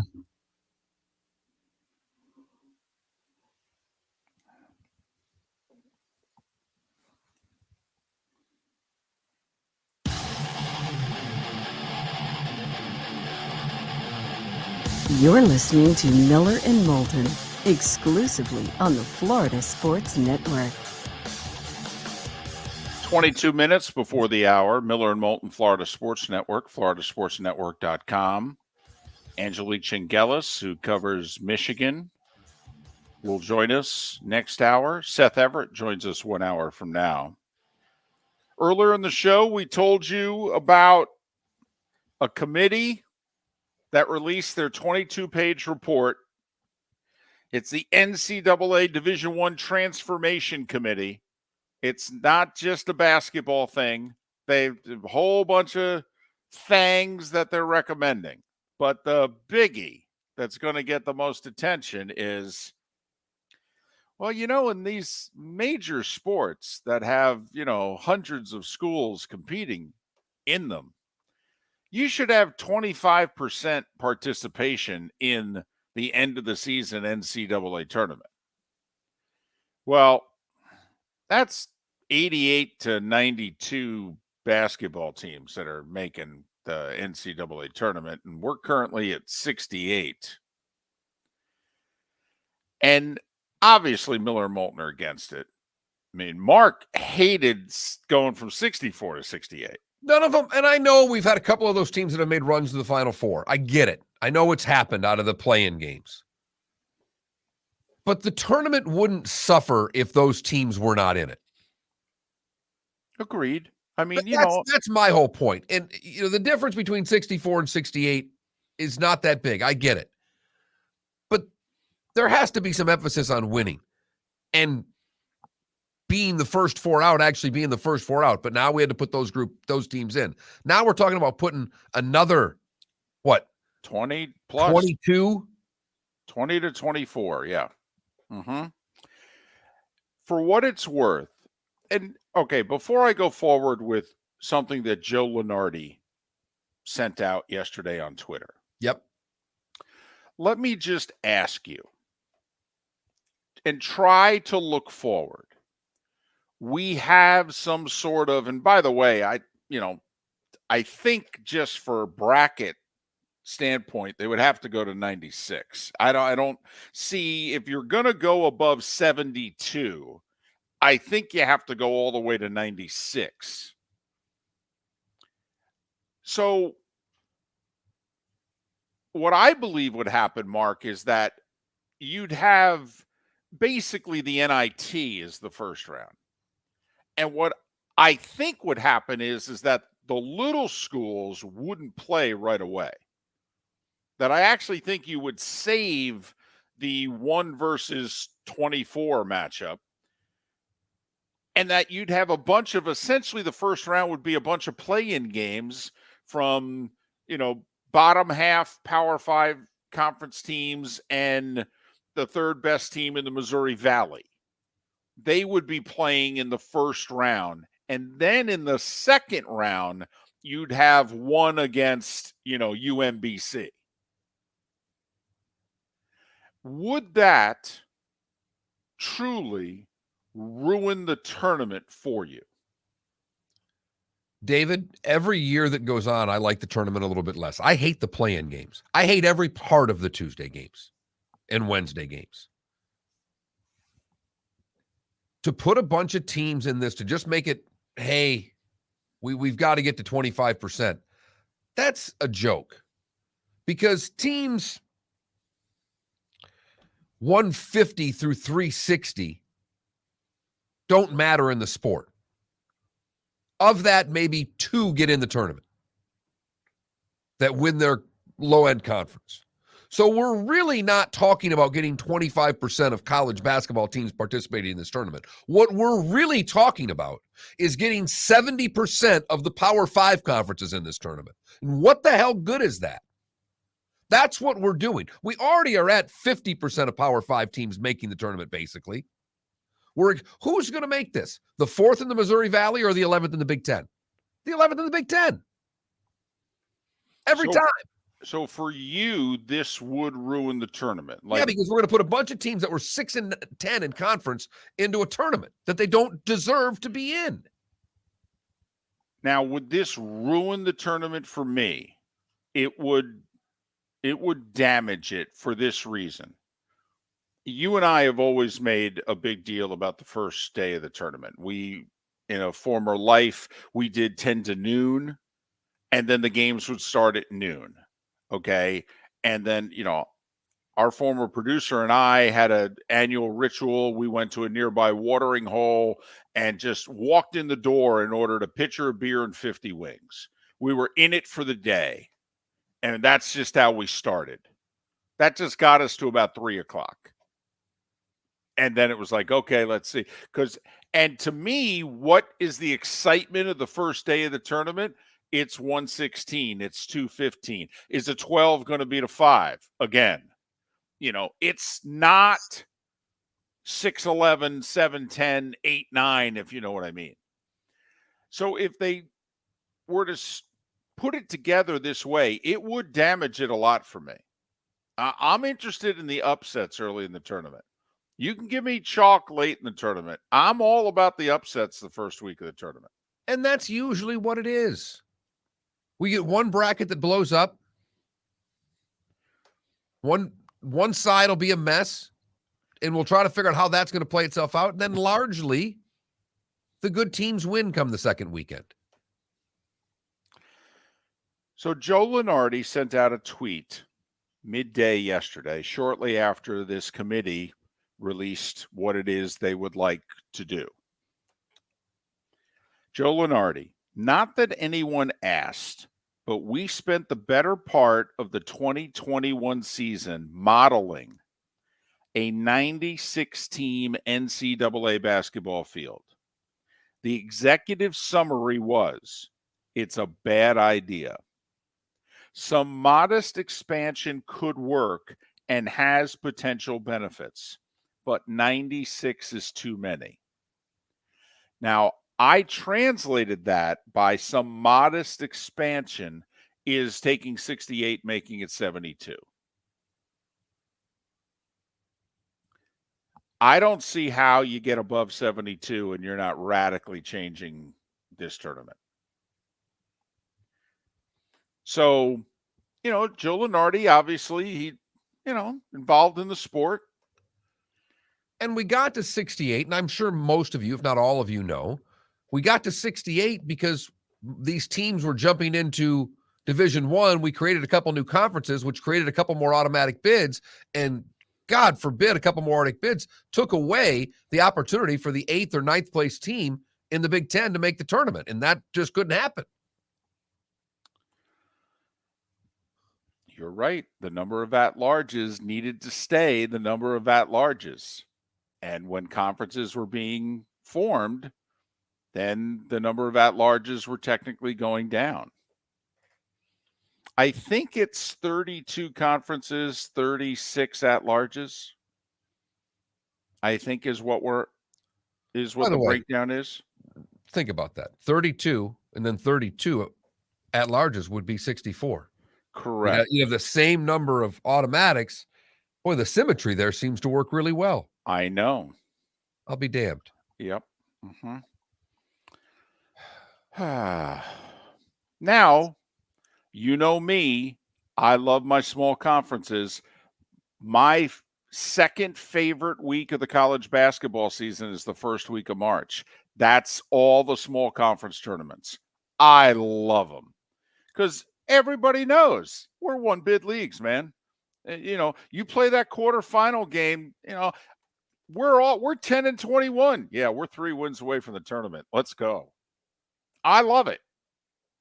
And Mark, to me, like this year, a conference that we've paid attention to because of where our backyard was and yours still is. We pay attention to the A-Sun. Well, right now, believe it or not, if you make this a 96-team field, I can make the case the A-Sun deserves at least 2 teams. Wouldn't get it, but you can make the case for it. But see, that's the thing. To me, if you're going to go to 96, Greg Sankey, no offense, when a conference like the A-Sun, which grades out as the 21st best conference, but if they got 2 top 100 teams in it, then you better make sure both of them make your little soiree there. I don't need to see Vandy, okay, at 15 and 16 get a bid. That doesn't, or 17 and 14 even. That doesn't interest me. But that's what it'll be. Probably. Now, I will say there's a different ranking system now. It's called the net, and it looks to be better than RPI.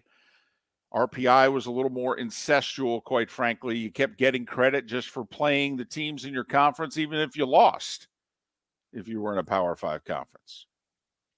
21,000 is our text number, 21000. Want to get your thoughts on this or anything else that we may have discussed. As someone pointed out to me, Heineken is the best NA beer, #1 seller.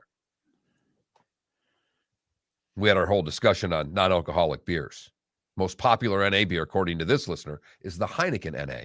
Oh, I was going to say, so Heineken has an NA. Most of them have them. Oh, okay. Now, I mean, Mark, if that's a part of the store, I have no idea that part of the store exists. I'm with you. And I have a friend I play golf with that's a former alcoholic, or I guess isn't alcoholic, doesn't drink anymore. Every time we finish a round, he has a St. Pauli girl NA. That's his, so he can sit with the guys and have a beer. I have a lot of other people that don't drink that do root beer or a soda. So I don't get the NAs, but to some, it's important. But we're more curious on what you think of this tournament expanding. 21,000 is the text line, 21000. On the no drinking the dry January, we had a few people say they lasted till 12:01. Now, see, that doesn't count because that's really just an extension of the 31st. I got you. Now, I would ask all of them, have they had a drink since? For the record, by the way, my wife has not had a drink since the summer of 2003. I'm sorry. I know. And we've had a few things go on in our life. There's been a few times she could have used one. I think she should have moved to hard liquor a long time ago. I was going to say there were a few times in which I looked right at her and I go, if you're gonna, now's the time. Have I ever shown you scotch? No. Hey, trust me, my wife partied back in the day, but she just decided, what, those days are over. Okay, I can respect that.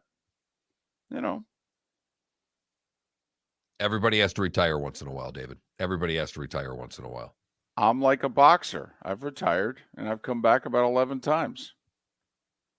But this tournament going to 90 plus teams, I'll still watch the tournament. I'll still enjoy the tournament, but I will not have the same love of it. It's not going to make me turn it off. Yeah, but all right, a very serious question though. Will it make you turn it on? Think about it. We get jacked up for noon on that Thursday. Which means now it's starting on Monday. Or at the very least, Tuesday. It'll start on Tuesday with a full slate of games. Well, that's just it. A full slate of games, and also their games of matchups.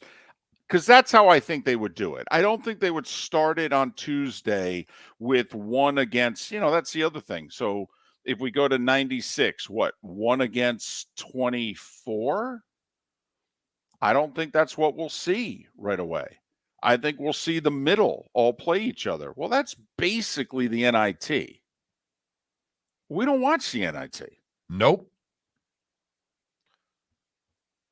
not unless Robert Morris has got a lead on Kentucky and somehow it's a home game because Kentucky refused to play it at home. No, they had an event going on for that game. But I mean, that's the last NIT game I remember watching. Because of Twitter at halftime, Robert Morris is playing Kentucky at home, and they're in the game, and I think a lot of us turned it on. That was a decade ago. So it's tough to look ahead and maybe visualize it, but you're the thought of a 96 team NCAA tournament and that the first round games would not be what we're used to. Would that interest you? Because Mark, how many people get interested in the tournament if they're not interested at the very beginning? It takes the UMBC upset, FGCU to the Sweet 16. They maybe didn't watch the first game, but they heard about the upset, so they joined in the second game. If that's not happening, UMBC and FGCU both happened within the first 2 days of the tournament. And you throw this on, as we've talked about, with the change in coaching guard in Duke, the change in coaching guard in North Carolina, and a lot of the great old coaches that aren't there anymore. Now you're trying to make a big change to the sport. Timing is everything, David, and they don't have the faces that they once had promoting this sport. So that's out there. That's out there. There's still layers. This could not happen. There's a basketball committee that could reject this committee's recommendation. But it's out there. And once Greg Sankey gets behind something, it usually happens. Miller and Moulton. Ladies and gentlemen, once again. Yeah. Hi. Excuse me. Hey, the line starts back here. Ma'am, if your party's not here, you're going to have to go around again. If you had the opportunity to avoid all this, wouldn't you? Salt Live is the official transportation provider of the Miller and Moulton Morning Show, making your trip to and from the airport seamless and stress-free. Salt Live is supported with the help of local partners like the Bayfront Inn. Gather your family and friends and enjoy a leisurely day on the water with a pontoon or deck boat. If you prefer to explore the waterways without a motor, the Bayfront has canoes, standboards, and kayaks. At the end of your journey, enjoy lunch or dinner at the Bamboo Tropical Bar and Grill. The Bayfront Inn, something for everyone on 5th Avenue in downtown Naples. BayfrontInNaples.com. When you need a ride, book with Salt Live Transportation, 308-8686, or book on saltlivetransportation.com. Don't miss the Miami Dolphins watch party every Sunday at the Seaside Bar and Grill in Bonita Springs. Presented by Clutch Vodka. The Seaside will be serving Clutch Vodka drinks, including the awesome Bloody Mary bar at the Seaside. If you can't be at Hard Rock Stadium, come have fun at the best place in town to watch the Dolphins and enjoy the best, clean, crisp, smoothest vodka. That's Clutch with a K. Miami Dolphins parties every week at the Seaside Bar and Grill on Old 41 in Bonita Springs. Powered by Clutch Vodka. Mark Miller for SWFL Golf Carts, or online, flgolfcarts.com. If you're looking for a golf cart, an e-bike, or an e-motorcycle, go visit Alex and the gang at SWFL Golf Carts. flgolfcarts.com online. Check out their whole inventory. If you're looking for a custom cart, they can take care of you. 2-seater, 4-seater, 6-seater, they've got you covered. E-bikes, nobody better for value and service. E-motorcycles, check them out. Again, flgolfcarts.com. flgolfcarts.com. Miller and Moulton here for the Clutch Vodka Play of the Day. Mark, remember Nick Charles, Fred Hickman, the CNN Play of the Day? Yeah, CNN did a nightly sports show. That was a while ago. Yes, it was. Just work with me. Everyone liked the pod, the Play of the Day. So how about we have the Clutch Vodka Play of the Day? Sounds good. Fun. Smooth. Like Clutch Vodka. Listen weekday mornings for the Clutch Vodka Play of the Day. That's Clutch with a K. David Moulton for Napa, Napa Auto Parts, and Napa Filters. Insist on Napa Filters for your vehicles, or if you're a do-it-yourselfer, only buy Napa Filters. Napa has a filter for almost anything on earth that moves, whether it's motorcycles, foreign and domestic cars, vans, SUVs, earth-moving equipment. You get the idea. Napa Auto Parts, Napa Filters. Insist on them for your vehicles, or if you're a do-it-yourselfer, only buy Napa Filters. You were listening to Miller and Moulton on the Florida Sports Network.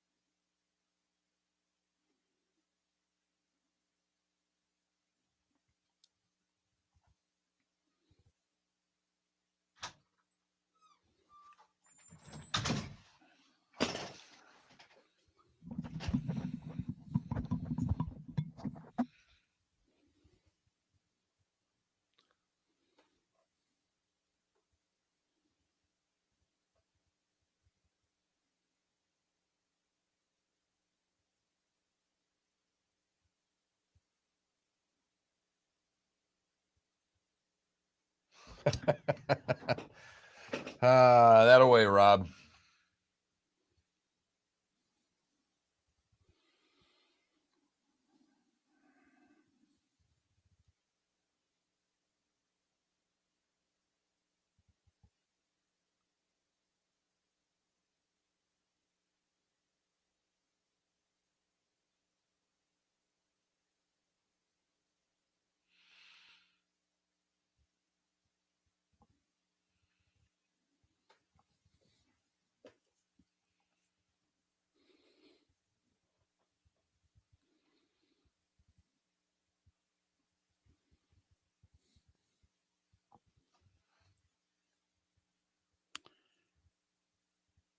Well, listen, not only is Ohio's attitude great about getting sports betting, the fact that Ohio got sports betting, knew it was going to start January 1st, and set it up so that Pete Rose could place the first ever bet is outstanding.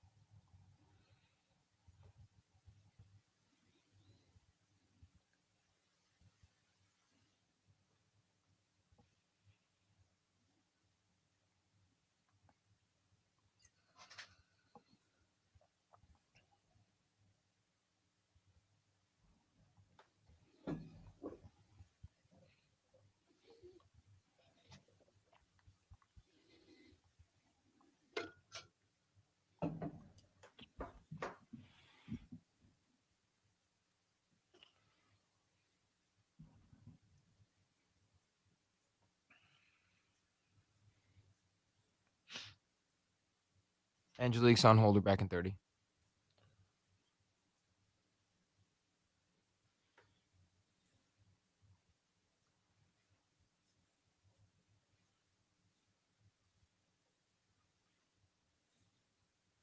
Ten seconds.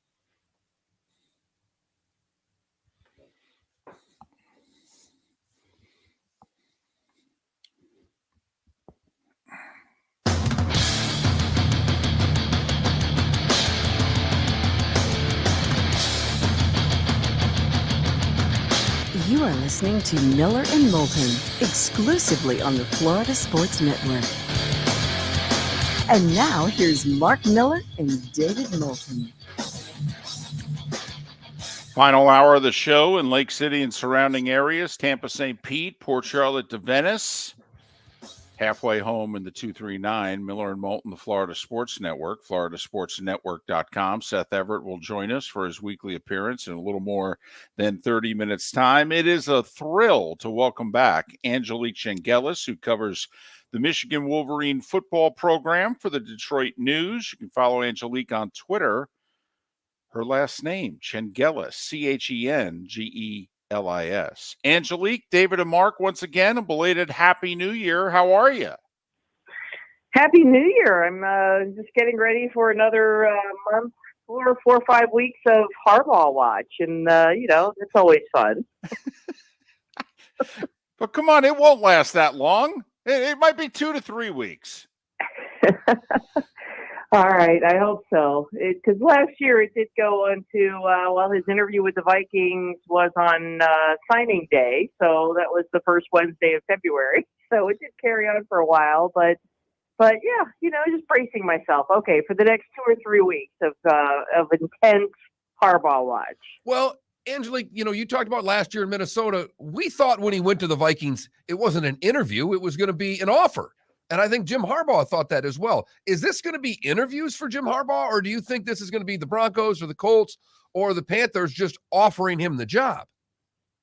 I think it has to be. I mean, I think that interview with the Vikings was about 8 hours. It's not Harbaugh's wheelhouse. I mean, he doesn't stay focused that long. And I think he did think he was going there and they were going to present him an offer on a silver platter, and that was not the case. And I do think you're right. I mean, if the Broncos and the Colts just say, okay, we're going to take a leap of faith here, We know who you are. We know what you did with the 49ers. We've seen what you've done these last couple of years at Michigan. We understand you're quirky, all those things, but here's an offer. And the Colts, by far, know more about him than the other franchises in terms of dealing with him on an interpersonal basis, having been part of that franchise as a player and in their Ring of Honor. But I do think that that's going to be the way that this has to go about for Jim Harbaugh, because I think the interview process is challenging for him. And that's not I'm not dismissing him. It's just it's not his thing. I mean, he doesn't talk to us on a weekly basis for more than 12, 15 minutes. It's just not his favorite thing to sit there and talk about himself for 8 hours. Angelique, what changed? A few weeks ago, he was like, guys, this is garbage. I'm all in. I'm in it for the long haul. And now the word that's coming out, and you tell me if this is what you're hearing, is he's sick of the NIL transfer portal college game. Get me out of here. Get me back to the NFL. I think you're going to hear that from more and more college head coaches. And I do think navigating this new college landscape with NIL, with the transfer portal, with recruiting and getting it done. I mean, that push now to get to the early signing day, 4 or 5 days before Christmas is tough. And, I go back to Big Ten Media Days last July and listening to Ohio State coach Ryan Day, and he sounded a little weary. And that was July of NIL, and said, look, I've got to do it. I may not like all of it, but I do think that the NFL is starting to look more and more appealing to football coaches who, I mean, it's obviously lucrative and you have more time with your family. You get more time off. These college coaches get very little time away anymore from football. And I think it's really going to be interesting to see going forward. Are you going to see the head coaching landscape become younger and younger? Because I think that's how you handle this. If you're younger and you're more eager to go out there and conquer all these different levels now. I mean, I really do think the portal and NIL have been very, very difficult for a lot of coaches, not just Jim Harbaugh. But yeah, I mean, and when you listen to his words, though, Jim Harbaugh, when he says, I think I'll be back covering, that's me. I think I'll be back coaching Michigan. He also says, but no man knows the future. So, I sit there and parse his words all the time. And, well, he could mean this, he could mean that. And I do think he just leaves the door open just ever so slightly for that option to go back to the NFL. Can Michigan just pay him? I mean, at the end of the day, money talks with everybody, and there's some ridiculous numbers being thrown around that he could get in the NFL. But he doesn't make he isn't one of the top paid coaches in college. Could Michigan just pay him to keep him?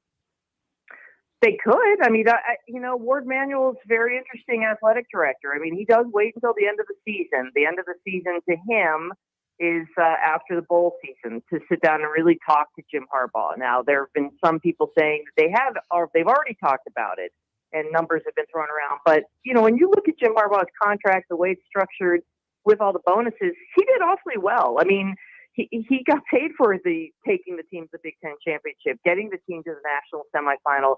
It's up there close to $10 million if it isn't over. I haven't done all the math yet, but it's substantial. So he's not hurting.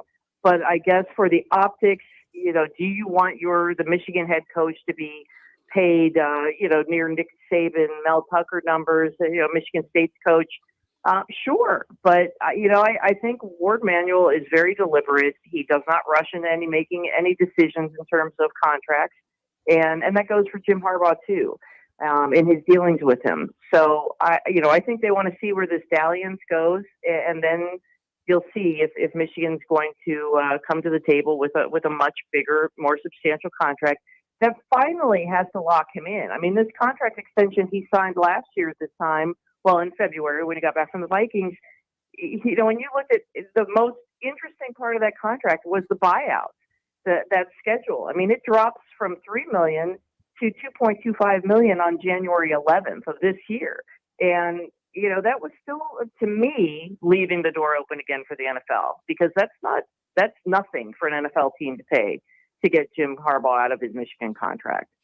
She's Angelique Chengelis. She covers Michigan football for the Detroit News. You can follow Angelique on Twitter at Chengelis, Chengelis. What the heck happened against TCU? I mean, losing is one thing, but playing your worst game of the year and your biggest game of the year, what happened? Well, I mean, yeah, I mean, I would sit there and scratch my head starting from the Michigan's first possession when you see Donovan Edwards break off that 54-yard run, and you sort of sit there and think, okay, this is what we've seen, especially these last few games. I mean, and starting with Blake Corum. I mean, I don't want to leave out Blake Corum because he's injured, but he was, you saw a lot of that this season, the 50-yard run, and certainly from Donovan Edwards in the Ohio State games, 75 and 85-yard runs. So you think, okay, this is how it's going to start, and we're going to sit down and watch a typical Michigan football game. And then they got cute, in the red zone. But at I think it was 4th and 2, and they got cute, and you're just like, well, what are you doing here? Get the points, get a field goal, or at least go with your bread and butter. And they got cute, and they paid for it. And then, they got cute again. They're on when the Roman Wilson touchdown got called back to the half-yard line, and putting Kalel Mullings in there. And this is not, this is not saying anything negative about Kalel Mullings, but he was a linebacker a month ago, and they're putting him in a situation that's different for him at running back. So I think that, I put this a lot on coaching, and I know you can say, well, J.J. McCarthy had 2 pick sixes. Yes, that's certainly not Jim Harbaugh's fault. But I think the one thing Michigan been praised for was their in-game adjustments, and look how they come out in the second half, and they did come out with a spark. But I think it was Jesse Minter, defensive coordinator, didn't adjust fast enough. I don't know how they got gashed so badly by TCU's run game. I mean, this is a Michigan defense that had prided itself on. I mean, they were like number 2 or number 3 going into this game against the run. And but Jim Harbaugh's teams are 1-6 in bowl games. And I think you can go back to several of these bowl games and look and say, well, you had a month to prepare. Why don't you look prepared? And so I keep going back to coaching and not having this team prepared properly. And I think it showed certainly on the field Saturday night. Or preparing for the wrong things, Angelique, because to me, adding the Philly special that's not Michigan. Yeah. I've watched Michigan football my entire life. The Philly special is not Michigan football. If they would have gone for it there and ran it off tackle and not gotten it, I think Michigan fan could have been, all right, our defense is going to play here. But running that play and giving it up on the 10, that was just, it was so unlike Michigan, and it seemed that kind of snowballed for the rest of the game because I think they were prepared, but they prepared the wrong way. Oh, that's absolutely right. And I think that you look at the 2 offensive coordinators, and I've always been anti 2 coordinators, and I do think it's sort of like the old the mantra about quarterbacks. If you have 2, you don't have 1. And I've always thought there's too many cooks in the kitchen. I think this is, you look at Matt Weiss, he's the guy who's handled the red zone play calls. And again, I just thought, what are you doing here? Why are you getting cute? Exactly. Do as you just said, or, you've got one of the best, at least last year, he was the Lou Groza Award winner, Jake Moody kicking, and everyone saw he had the 59-yarder later. Why don't you just get the short points at that stage and move on and let this game play out?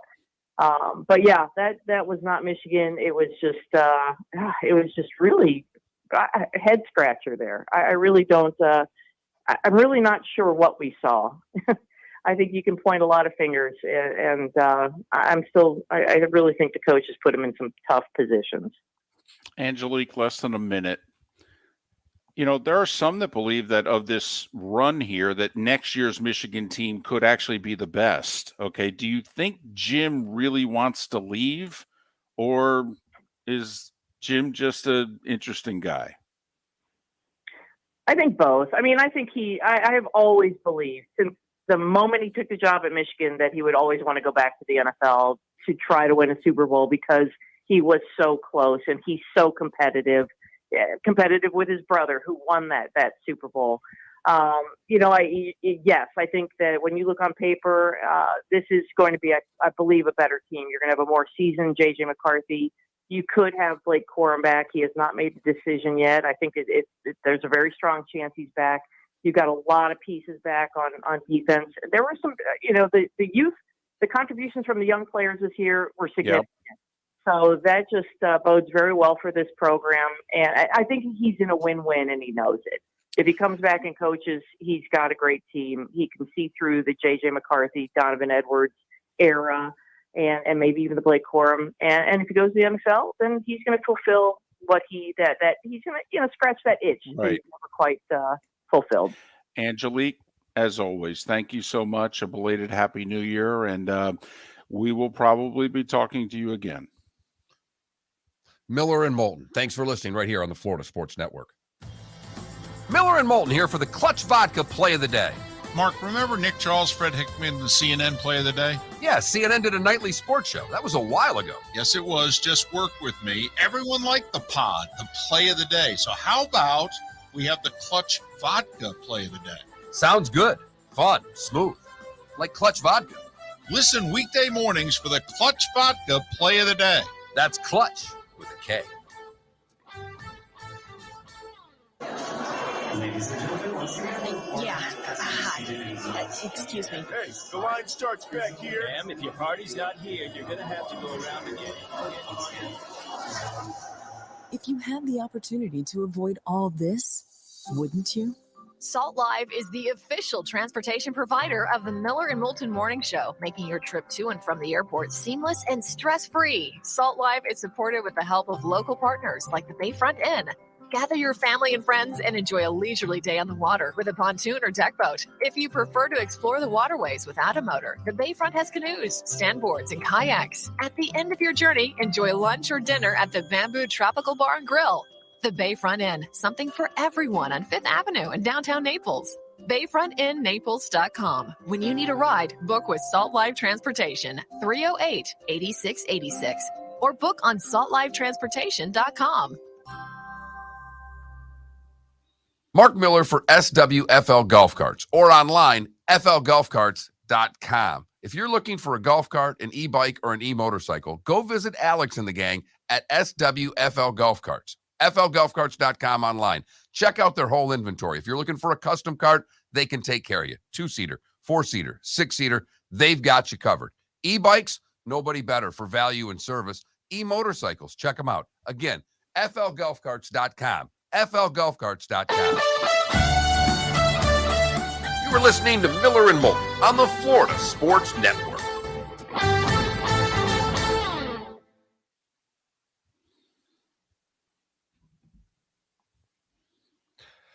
I've been less than impressed with the national media because they've, that 5 minutes has been a big story, and yet everybody is playing it Joe Buck and ESPN versus the NFL. And they're not bringing up that Deportes and Westwood One also went with the story, which I think the Westwood One part of it's a big part of that. Yes. That, to me, that's the most important. Deportes and ESPN, it's the same company. Westwood One is not. No. And I think that's very important to that story, and I think it's been grossly overlooked. Just my 2 cents.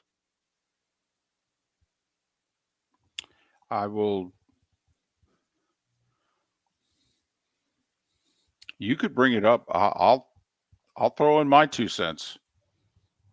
Well, I don't want to put you in a tough spot. Not a tough spot at all. Not for me. But somebody's lying.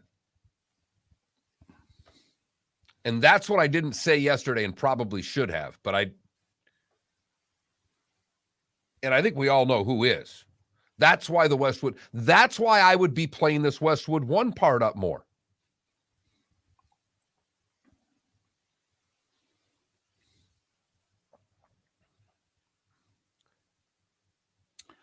John Perry was given the information straight from the NFL offices in New York, directly into his headset.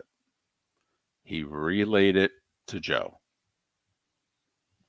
Now, Troy Vincent and Roger Goodell can claim... Well, Troy Vincent really doesn't matter because he doesn't work for the NFL. I mean, he might not have been in that room for that conversation at that point. Well, you know what I'm saying. I mean, I know. Others can get on their high horse and say, well, Vincent works for the NFL, doesn't he?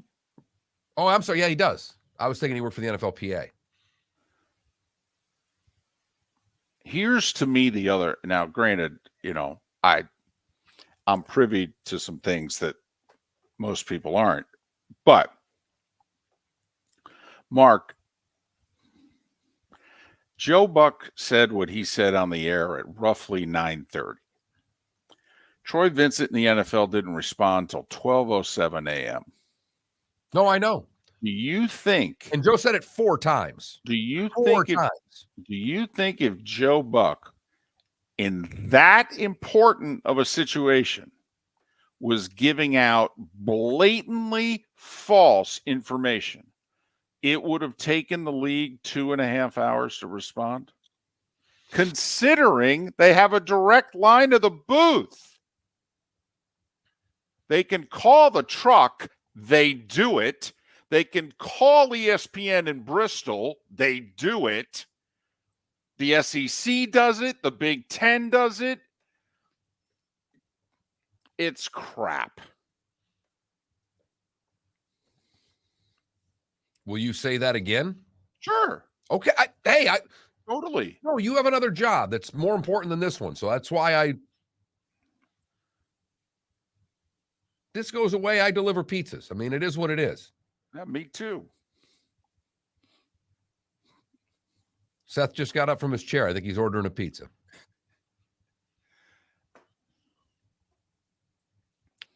You could get rid of oh yeah, Angelique. I thanked her again.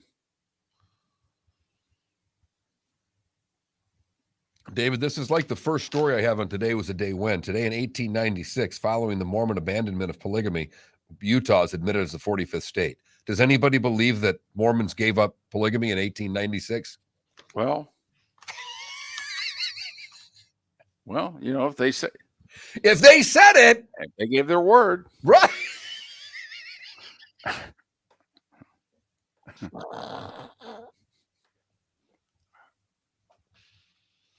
By the way, hell of a day yesterday on the Hill.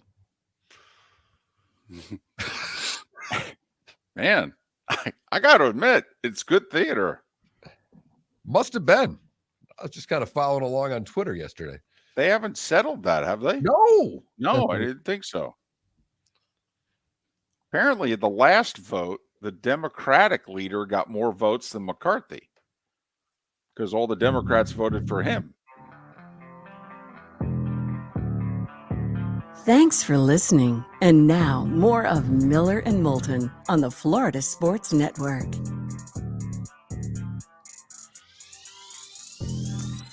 "21 minutes past the hour. Miller and Moulton, Florida Sports Network, floridasportsnetwork.com.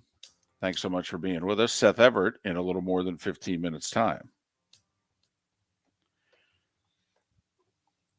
I got some numbers for you, just very quickly. With 1 week left in the NFL season, 4 teams have already clinched the playoffs who did not make it the year before.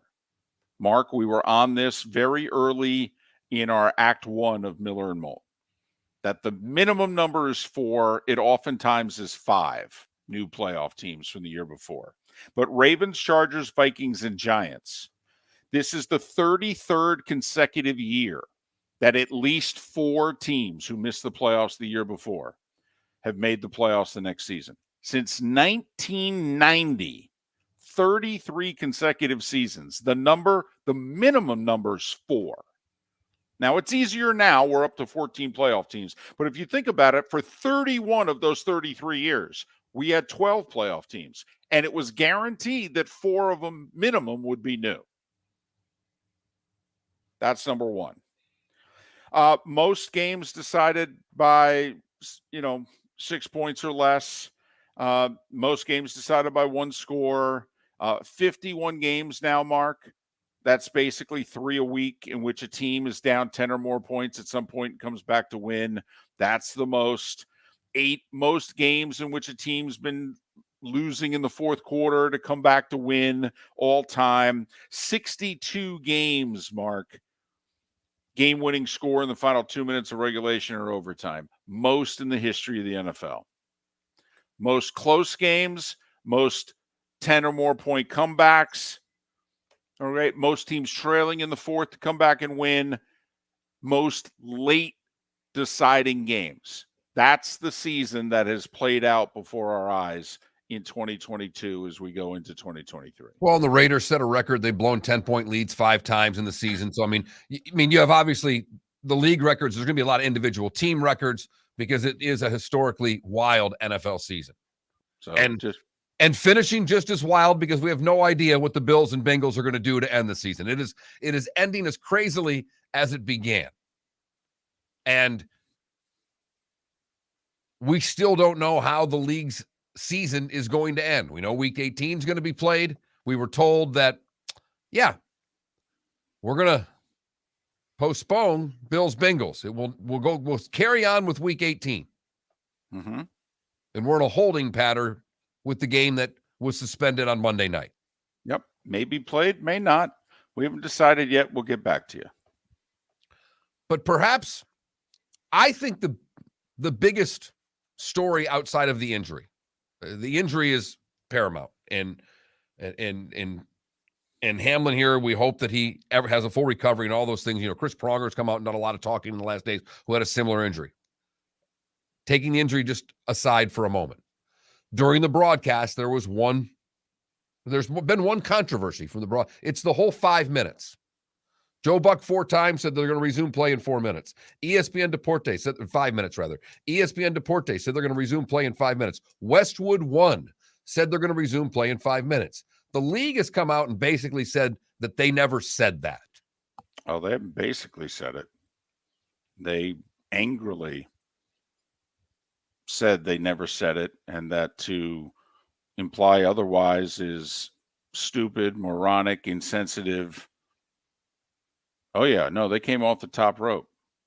And they have called essentially, well, someone's lying at the end of the day. Well, the league is certainly saying that ESPN got it wrong. And ESPN simply has said, well, we got it from you. And Troy Vincent's going, well, you didn't get it from me, and you didn't get it from the commissioner, so you didn't get it from us. And ESPN has doubled down and said, we got it from you. Otherwise, why would we have said it?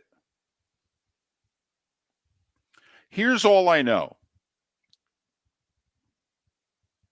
First off, it's possible that there's just a screw up here.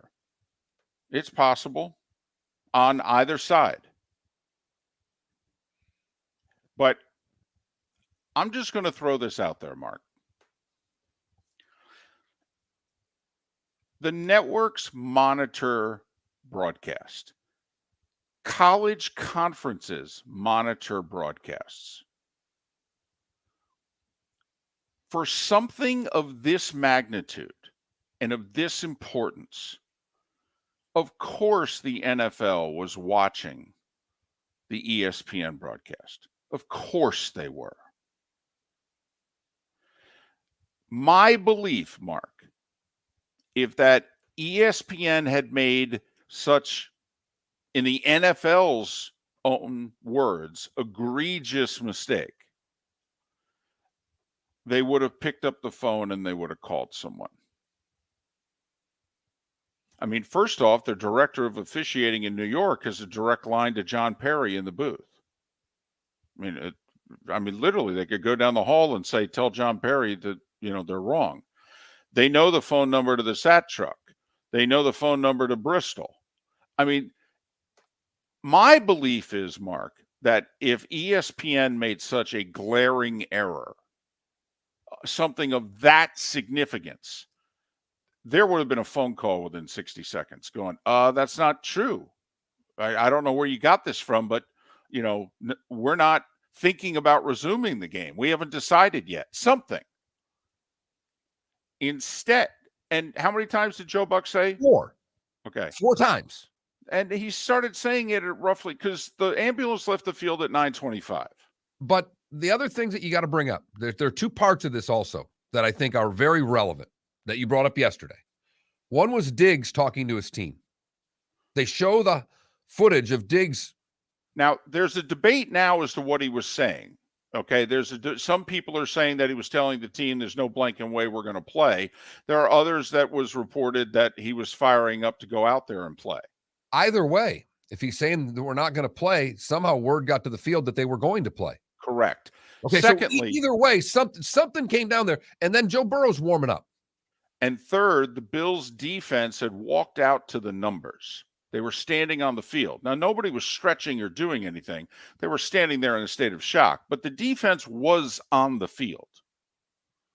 It certainly, if you were there, appeared as if the talk on the field was, we're going to try to resume this.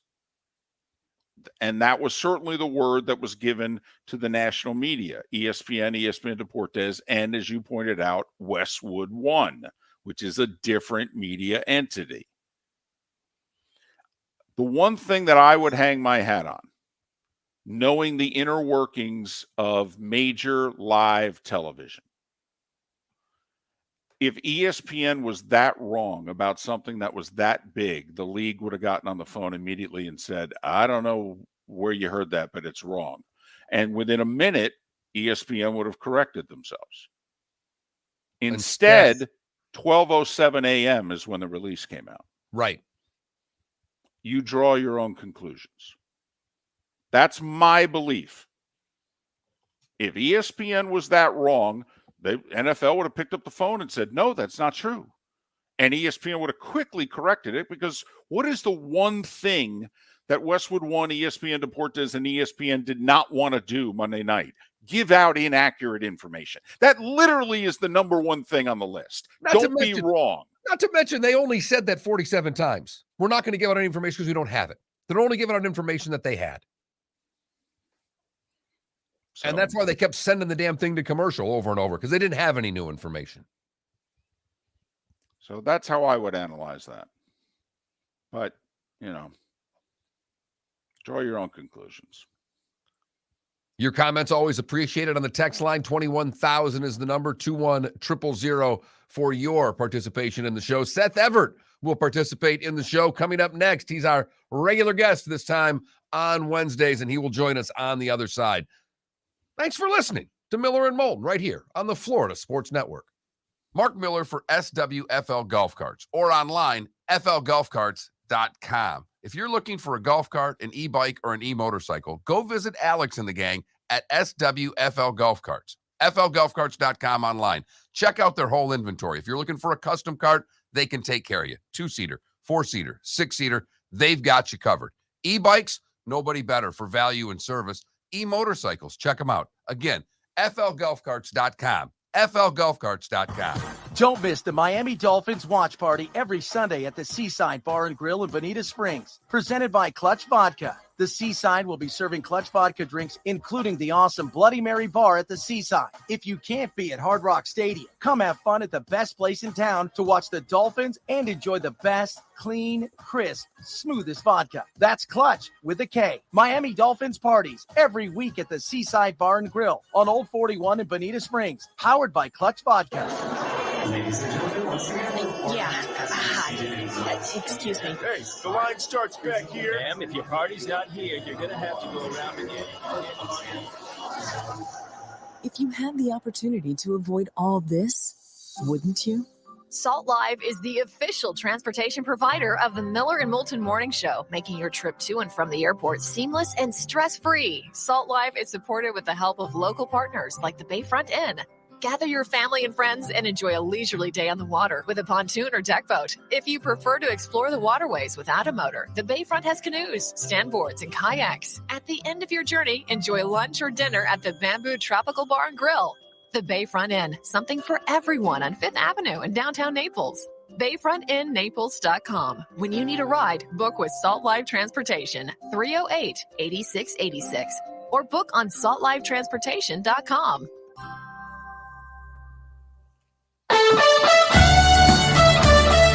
You are listening to Miller and Moulton on the Florida Sports Network.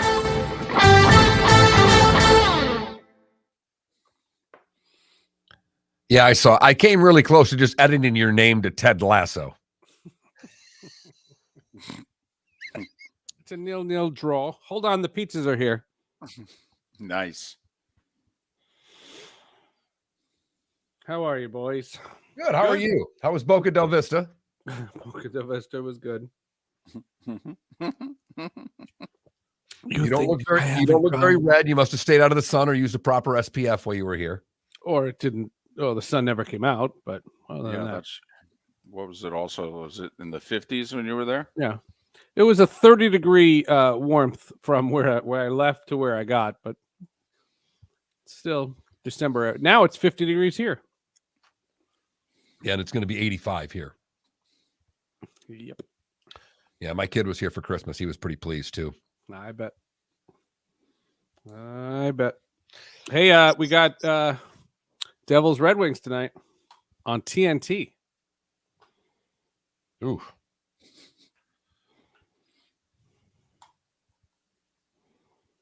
Oh, I thought there'd be no trash talking. No, not gonna. Devils are a better team. I have no trash talking to do. The Red Wings are where the Devils were 2 years ago. No, but it's fun.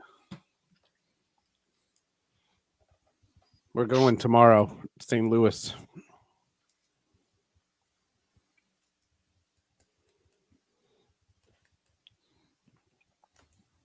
You guys got to start winning some games.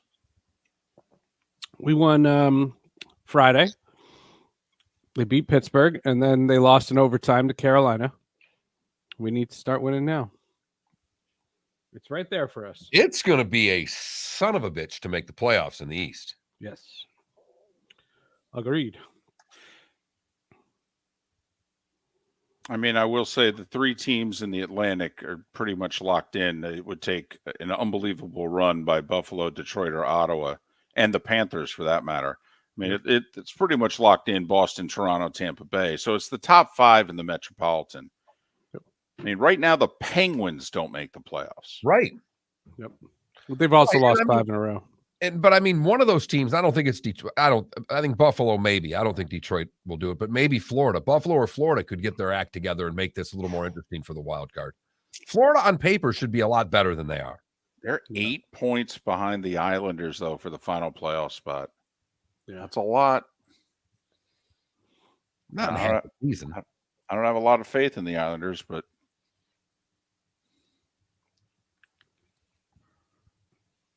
You guys see the Winter Classic?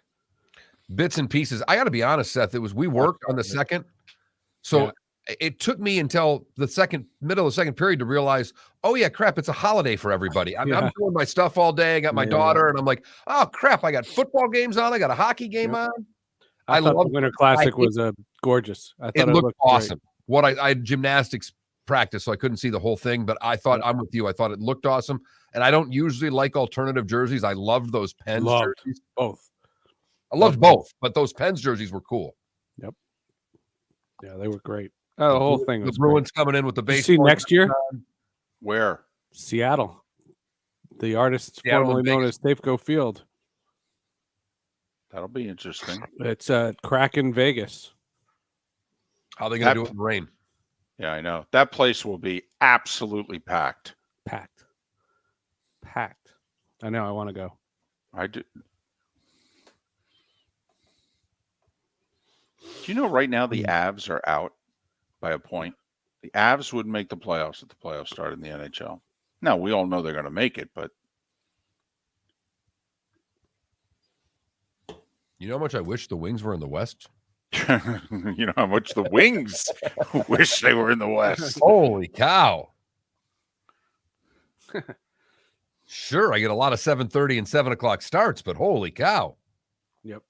30 seconds.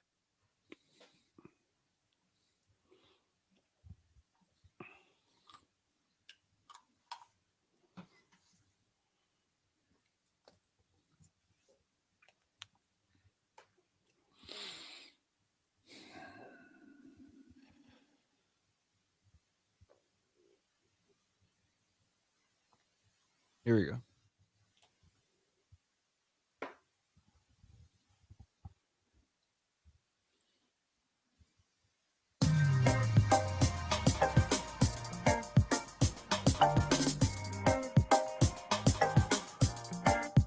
Welcome back to Miller and Moulton, only on the Florida Sports Network. 22 minutes before the hour is up. Miller and Moulton, Florida Sports Network, floridasportsnetwork.com. He's Seth Everett, Sports with Friends, Hall of Justice, text stream. Follow him on Twitter, Seth_Everett. A belated Happy New Year, my friend. How the heck are you? Happy New Year to you guys. Okay, this is my last one. This is it. You're done No with more. Happy New Year? I'm done. But it's the first I like you time- guys, so I would, but technically, I said Happy New Year to you yesterday. Enough is enough. It's the first time on air in your normal slot. Yeah. And so we are being gracious. We're pretending that we like you. All right, good. So Okay? this is the last one. This is it. Well, definitely, because after this, we're not going to like you anymore. Okay. All right. Okay. So Next what year, you're we're not telling- doing this. But what you're telling us, Seth, is that if you leave the house today and you just, you're going up to pick your kid up at school, whatever you got to do today. I've got errands. Yeah. And you're going to run an errand and someone's going to say Happy New Year. What are you saying back to them?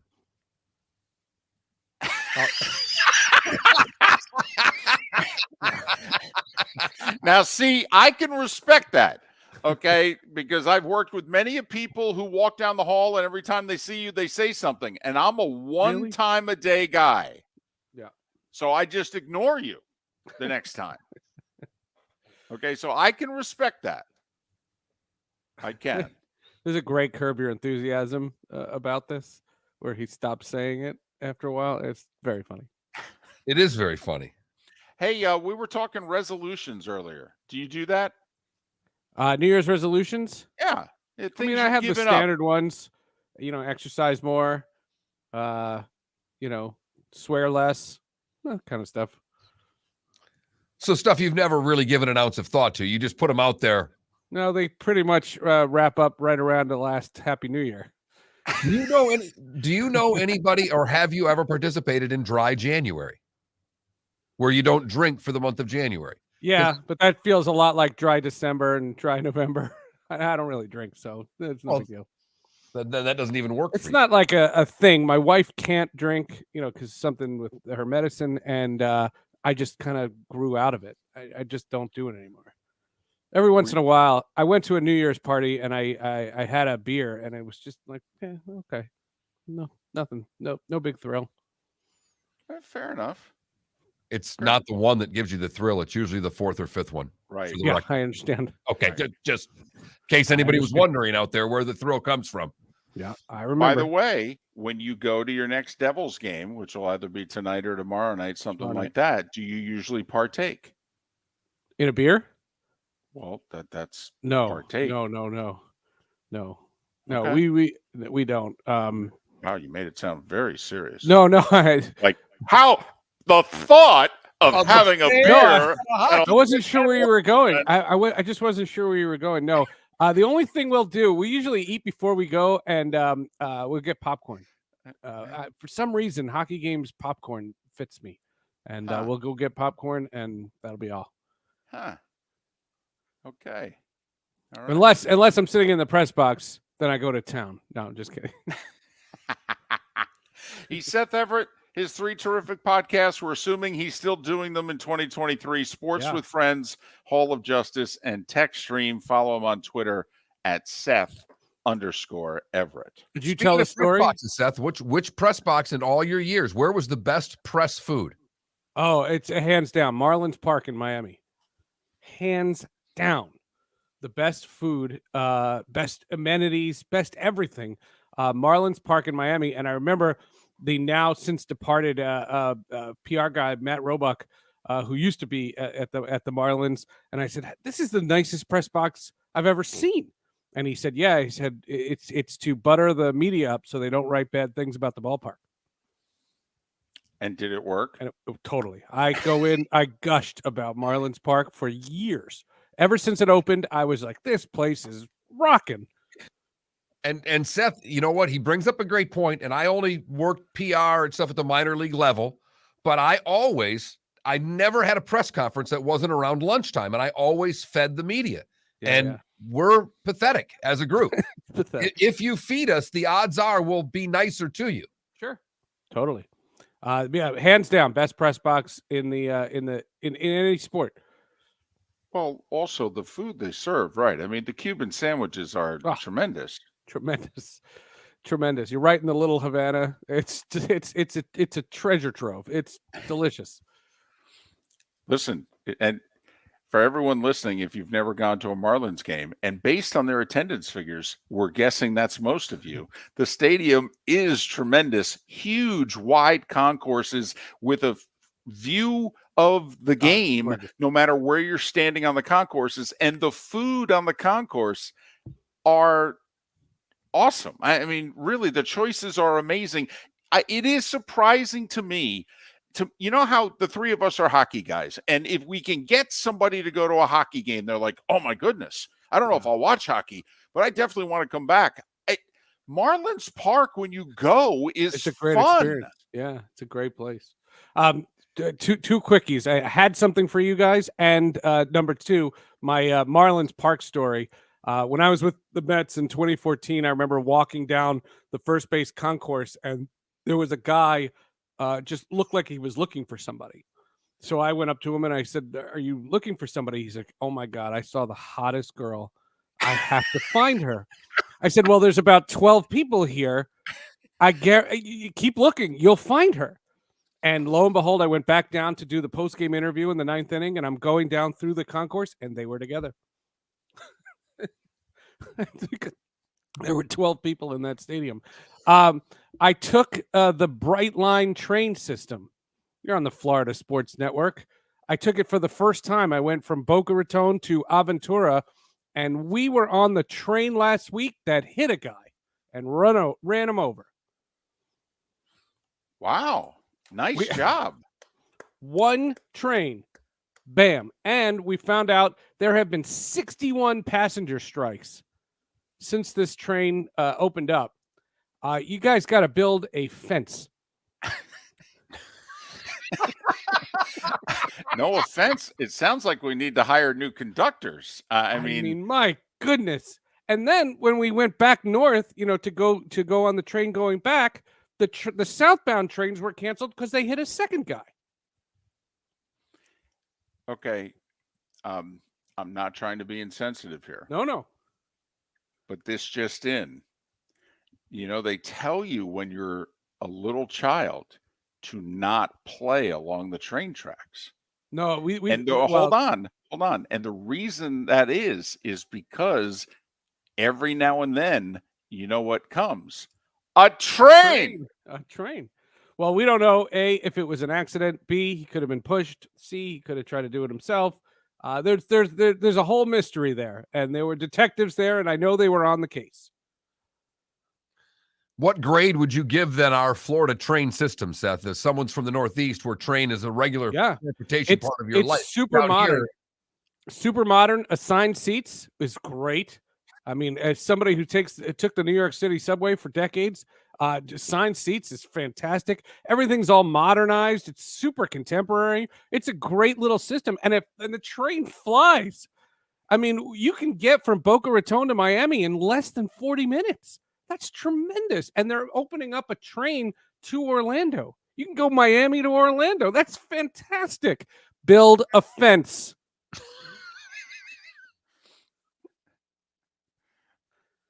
It's a simple but fatal flaw in the Bright Line train system. Okay. We'll pass Literally. it along to Governor DeSantis. And, I mean, I don't know how interested in Florida he's going to be for the next 4 years. He's got bigger things on his mind, but we'll pass it along.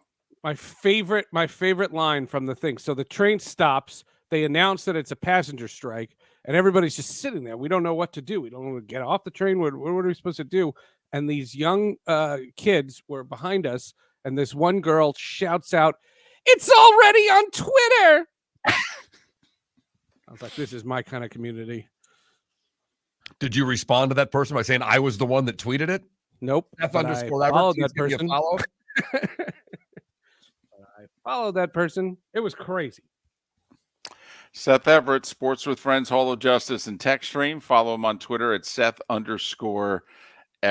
By the way, okay, sports-wise in 2023, give us a couple things you want to see.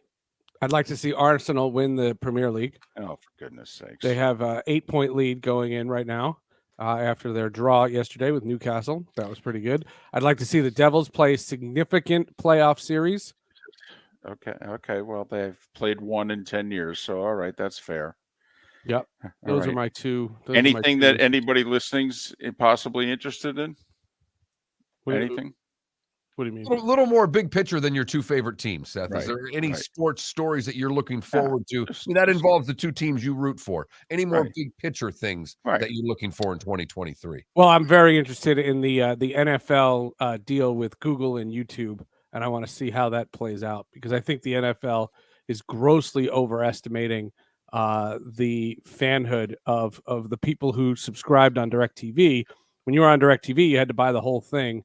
But if they're going to allow for a la carte buying, and so, for example, you guys in Florida, if you want to buy the Detroit Lions, you'll just buy that. You don't have to buy the whole Sunday ticket. I would say 90% of the millions of people who had it on DirecTV are going to do that. I'm fascinated to see what the NFL does, what they do with the red zone. Do they take it off other streaming services to make it exclusive to YouTube? I don't think so. I'm fascinated with that. Seth, to me, if they go a la carte with teams, I think you're underestimating. 90%'s low. I think it could be 98% because I think, and I know what I get it, but I think you're right. I mean, financially, who wouldn't just buy their team? That's why most people are getting. We live in an area where people are from everywhere else. The Sunday ticket's a big deal in Florida because we have so many transient people that live here, but they're not doing it to watch the San Francisco 49ers. If they're from Ohio, they're doing it to watch the Browns. If they're from Pittsburgh, they're doing it to watch the Steelers, etc. So if you can do that without having to pay the whole system, that doesn't make sense to me financially. I know that. And the other thing is there's Clipper Vision. I don't know if you guys have seen this, but there's a standalone app that you can buy. You don't have to have cable. And if you live in the LA market, you can get Clippers games on a streaming service. On an independent streaming service. I think that this year, Sinclair is going to have a major overhaul of the way they do their Bally Sports, the RSNs, and I think that there's going to be more of that. I think that's going to be a major thing in 2023, the ability to watch your local team without cable.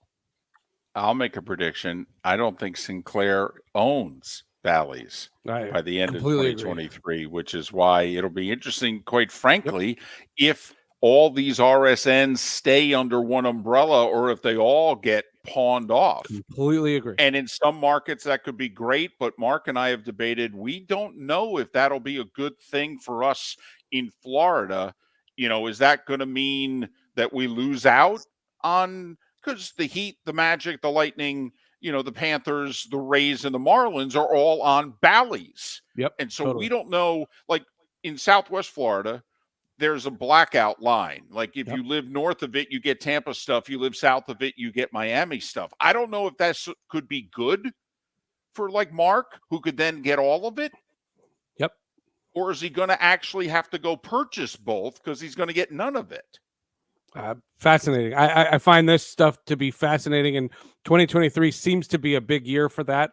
And frankly, the only other thing, Aaron Judge will hit about 12 home runs and sit on the DL for about 4 months. Here we go. All right, 60 seconds. Sports with Friends, Hall of Justice text. Sports with Friends was going to be a Columbia sports media professor on the NFL YouTube deal, but then the awful tragedy with Damar Hamlin happened. Our boy David was there. He witnessed it. Everything he said on this show, I'm sure he talked about on the podcast. He did a remarkable job on Sports with Friends with an eyewitness account of what took place horrifically on Monday night. So that's Sports with Friends. Hall of Justice is 2023 preview of everything that's coming out in 2023 in the superhero genre. And TechStream is a preview of CES and a little on the NFL YouTube deal. CES, what's that? Consumer Electronics Show. It's in Vegas right now. Oh, there are a gazillion people there. It's very trendy, CES. I thought it was like a new series on CBS, like CSI, when you said it. So I'm glad you clarified that. Yeah, and this one, the criminals win.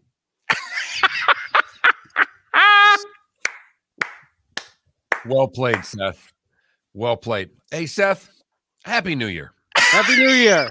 Happy New Year. Go Gunners. Go Devils. Seth Everett, Sports with Friends Hall of Justice text stream. Follow him on Twitter at Seth_Everett. Miller and Moulton.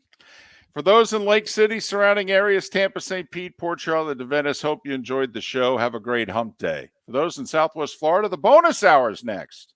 Golfers, are you bored of the same old driving range warm-up routine that's not getting you the results that you want on the course? Power up your golf swing by adding resistance bands to your range sessions with the Orange Whip Golf's Power Strap Kit.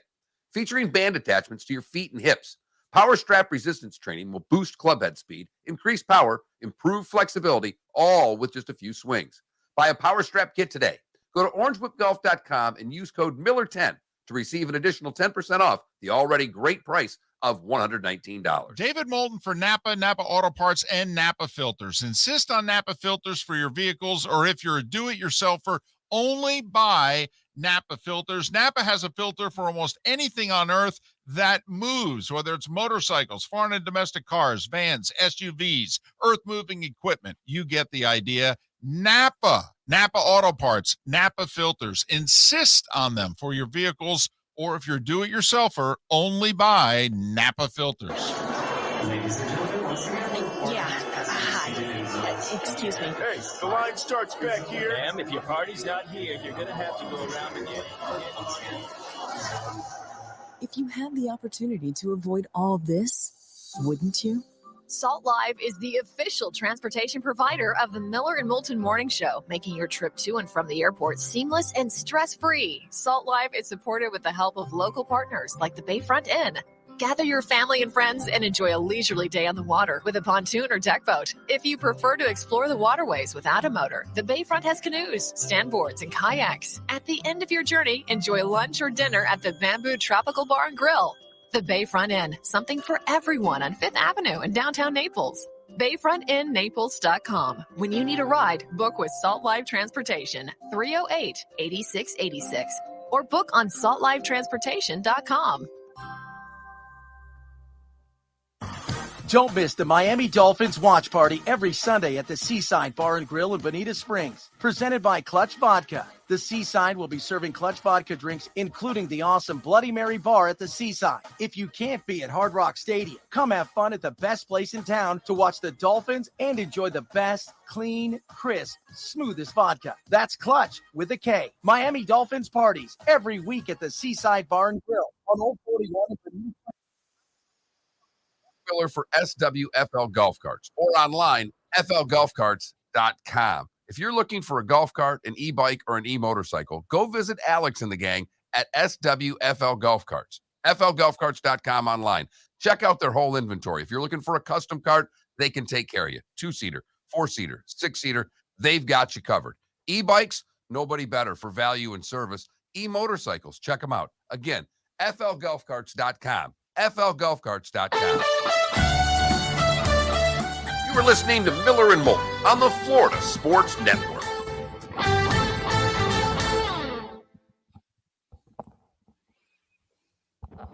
Oh, that timing was fantastic.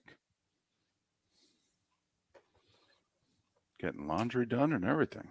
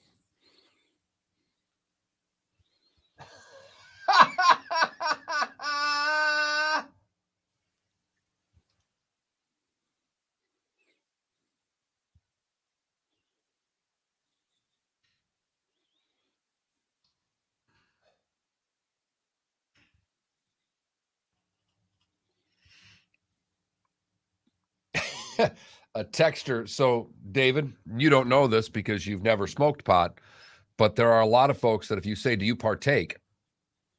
They are asking if you smoke weed. Right. Someone texted the show and said 100% Seth thought you asked if he smoked weed. That pause when you said, do you partake? I never thought that, but a texter said that, and that's what the laugh was for. God bless, that's funny. I'll ask him. Do it on the Miller and Moulton one. I want to say he's got the. I was about to do the same thing. Here, I got it. All right, text him.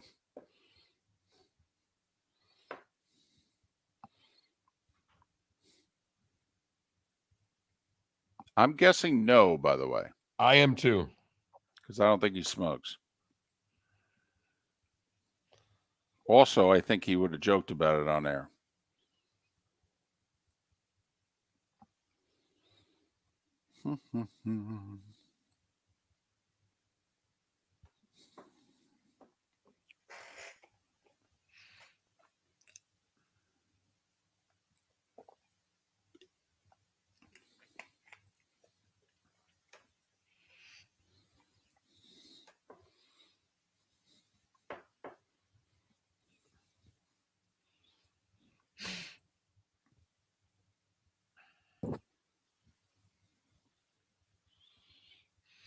Don't know if I explained it right, but there's only so much time in a break here.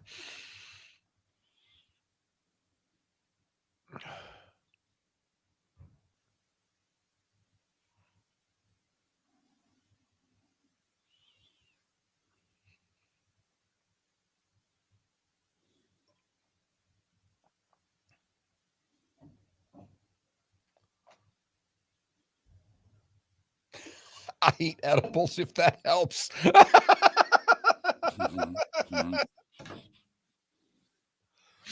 Ah.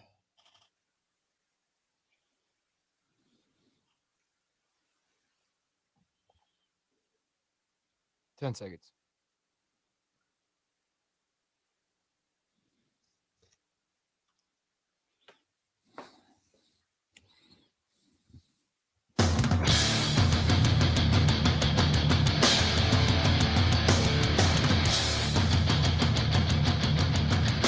You are listening to Miller and Moulton, exclusively on the Florida Sports Network. And now, here's Mark Miller and David Moulton. The bonus hour, Miller and Moulton on this hump day. Thanks so much for being with us. Florida Sports Network, floridasportsnetwork.com. Miss any part of the show, go to floridasportsnetwork.com. Angelique Chengelis on the future of Jim Harbaugh and the University of Michigan. Seth Everett. They both joined us last hour. That was a lively discussion at the beginning and end of the hour. Biggest stories of the day, at least yesterday, heading into this Wednesday.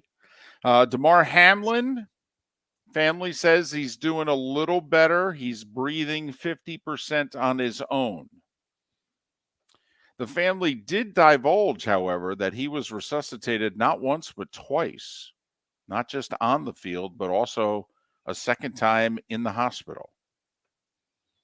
So, NFL announcing we're going to take this Bengals-Bills game. We're just going to put it on the shelf. We're not quite sure if we're going to reheat it or if we're just going to let it sit there and that'll be that. But we're going to move on with Week 18. And then we'll have to make a decision at some point. Interesting way of doing business. I think what you talked about is that they're hoping some way, somehow, they get results this weekend that make the job easier for them. I think they're hoping for that. I also think that they said, let's just let 18 teams be done for the year. All right, let's play this last week. 18 teams go home. Because the one thing we do know is the Bills and the Bengals is not going to determine whether or not either one of those teams make the playoffs. They're both in. And they're losing. Whoever loses doesn't affect Pittsburgh or Miami or New England from a tiebreaker standpoint, conference records and things of the like. So there's nothing there that matters. Now, what is interesting, though, is that it could easily determine who is playing whom in the first round of the AFC playoffs. There's no doubt about it. I mean, right now, technically, because the game was not completed, the Bills are the 2 and the Bengals are the 3. I mean, technically, Kansas City is now the 1. Bills and Chiefs tied in the loss column. Chiefs have one more win. I mean, technically, Kansas City is the 1. And so, there's a thought, at least amongst us, that with the league, which clearly wants to play every game. I mean, because I think they'd have to give money back to ABC. I mean, and never mind the fact that, the Brown family, I think, has to offer a refund for that game. I don't think you can only play 9 minutes and keep full price. I mean, I think they would have. So there's money involved besides all the other stuff. There is money that is involved here, and we all know money usually drives the car. And we also know that if there's one group out there that doesn't want to give any money back to anybody, it's the National Football League. Well, but also, let's do some quick math. ABC ESPN pays $2.7 billion a year. Now, there's more than just Monday Night Football. There's the ability to use all the NFL highlights in all of their talking head shows. And there was a time a couple years ago when ESPN and the NFL did not have a good relationship, that the then current president of ESPN was openly saying, we may just create like a $400 or $500 million a year package and just buy the highlights so we could use for our talking head shows. And the NFL basically said, yeah, we won't sell it to you. So there. And so they got rid of that guy. They brought in a new guy, and he's like, yeah, I love the NFL. Guys want to go to lunch? All right. And everything changed. And now they're even trying to give ABC, ESPN better games. But anyway, $2.7 billion. Let's just do some math. I mean, there's 18 weeks in a season. There's a couple of double headers. I mean, there's a preseason game. I mean, I don't know, 22 games, I think, is ABC and a playoff game. So basically, every game's $100 million. Couldn't you say that, Mark? If you're putting the highlights at 400, 500, yeah. Yeah. So every game. I mean, does the NFL really want to write a check for $100 million? No. Now, I don't think that would drive the bus as to their decision making, but there are more things out there than just the game and the standings and what have you. That does enter into the equation. And I think of all the points David makes, they're all right. The biggest one is this league wants to play every game. Yeah. It's important to them. They showed that during the pandemic. I mean, remember all the days and times we had games? Double headers on Tuesday and right. We played football nearly every damn day of the week. We jammed a 5:00 game in on a Monday before Monday Night Football. Yeah. Oh, yeah. Good games, too. They didn't care. Move it. Play it on a Friday. We don't care. We don't care. Yep.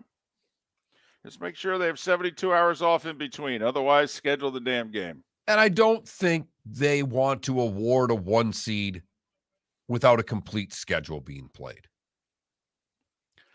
The question we think is, what if by chance the Chiefs win against the Raiders Saturday? There's a doubleheader Saturday. Most everybody's only thinking and talking about the night game, which is Jacksonville, Tennessee, because that decides the AFC South.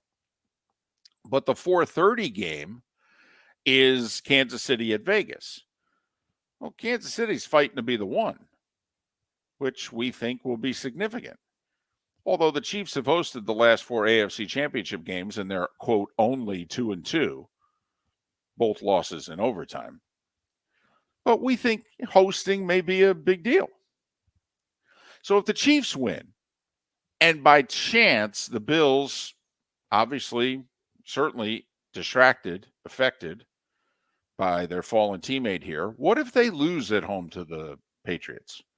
They're just, mentally, they're just not there. Well, 1, the Patriots now make the playoffs, but 2, Kansas City's the 1. You don't have to play Cincinnati, Buffalo to determine the 1 seed. The Chiefs are the 1. We're now playing that game for one thing and one thing only. Who's the 2 and who's the 3? And is it possible? And by the way, they would both have if Cincinnati beat Baltimore, they would both have the same record and the same conference record. The other side of this is that if Baltimore beats Cincinnati, well, if they don't play the game, Cincinnati has a half-game lead for the division. Right. If they play the game and Buffalo were to win, Baltimore could win the division. Correct. Baltimore's now the 3, and the Bengals fall to, I guess I'd have to check conference records. They could fall potentially all the way to 6, but probably only to 5.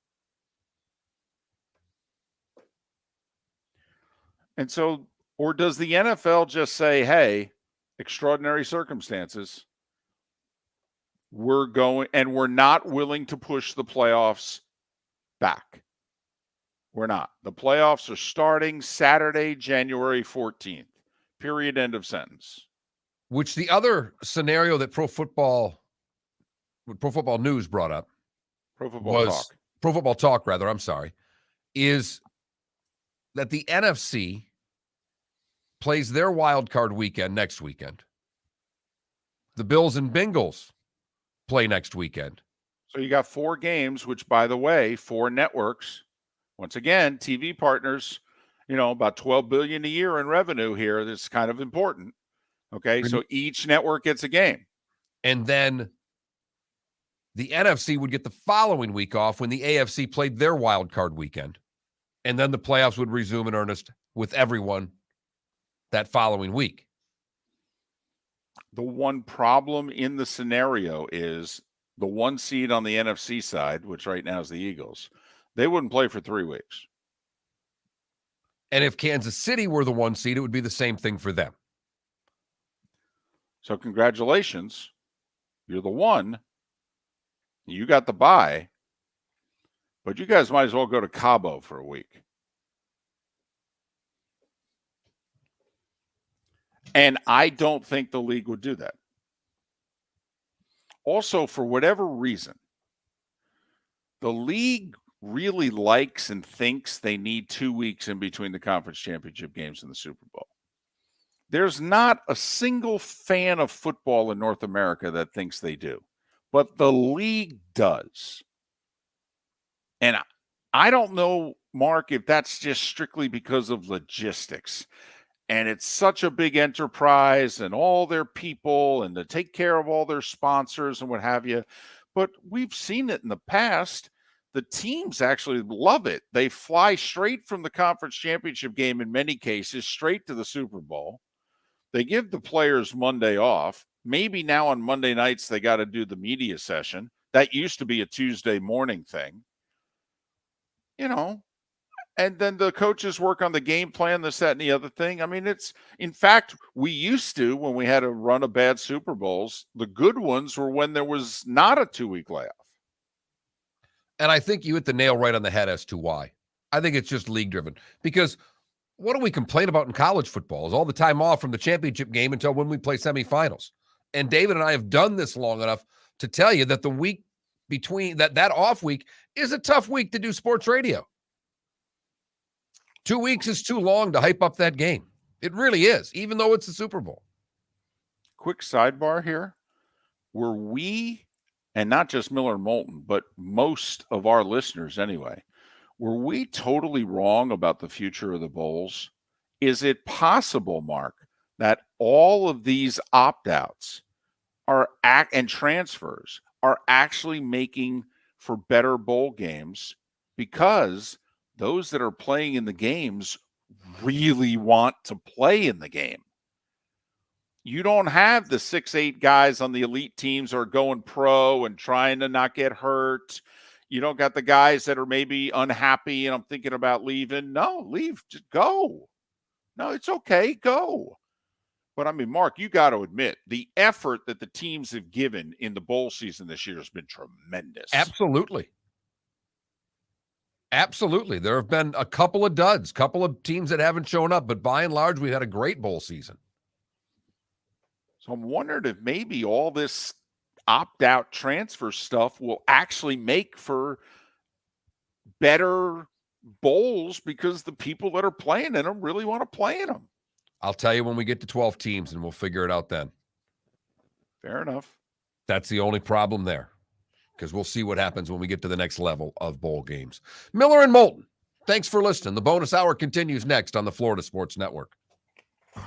Don't miss the Miami Dolphins watch party every Sunday at the Seaside Bar and Grill in Bonita Springs. Presented by Clutch Vodka. The Seaside will be serving Clutch Vodka drinks, including the awesome Bloody Mary bar at the Seaside. If you can't be at Hard Rock Stadium, come have fun at the best place in town to watch the Dolphins and enjoy the best, clean, crisp, smoothest vodka. That's Clutch with a K. Miami Dolphins parties every week at the Seaside Bar and Grill on Old 41 in Bonita Springs. Powered by Clutch Vodka. Mark Miller for SWFL Golf Carts, or online, flgolfcarts.com. If you're looking for a golf cart, an e-bike, or an e-motorcycle, go visit Alex and the gang at SWFL Golf Carts. flgolfcarts.com online. Check out their whole inventory. If you're looking for a custom cart, they can take care of you. 2-seater, 4-seater, 6-seater, they've got you covered. E-bikes, nobody better for value and service. E-motorcycles, check them out. Again, flgolfcarts.com. flgolfcarts.com. Ladies and gentlemen, once again. Yeah. Hi. Excuse me. Hey, the line starts back here. Ma'am, if your party's not here, you're going to have to go around and get it. If you had the opportunity to avoid all this, wouldn't you? Salt Live is the official transportation provider of the Miller and Moulton Morning Show, making your trip to and from the airport seamless and stress-free. Salt Live is supported with the help of local partners like the Bayfront Inn. Gather your family and friends and enjoy a leisurely day on the water with a pontoon or deck boat. If you prefer to explore the waterways without a motor, the Bayfront has canoes, standboards, and kayaks. At the end of your journey, enjoy lunch or dinner at the Bamboo Tropical Bar and Grill.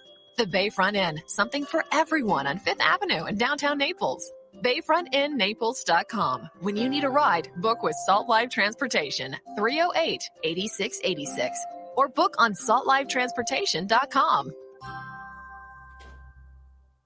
David Moulton for Napa Auto Parts, and Napa Filters. Insist on Napa filters for your vehicles, or if you're a do-it-yourselfer, only buy Napa filters. Napa has a filter for almost anything on earth that moves, whether it's motorcycles, foreign and domestic cars, vans, SUVs, earth-moving equipment. You get the idea. Napa Auto Parts, Napa filters. Insist on them for your vehicles, or if you're do-it-yourselfer, only buy Napa filters. The waterways of Naples are a beauty to behold, and the Bayfront Inn has multiple ways for guests to enjoy the water and have some fun.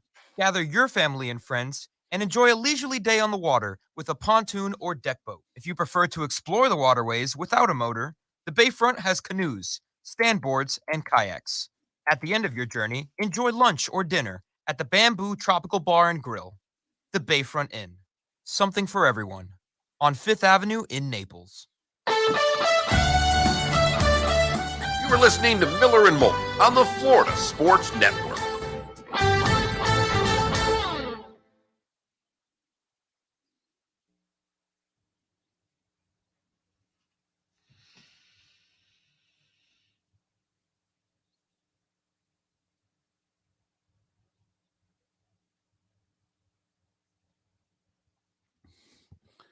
I don't think this game's getting played.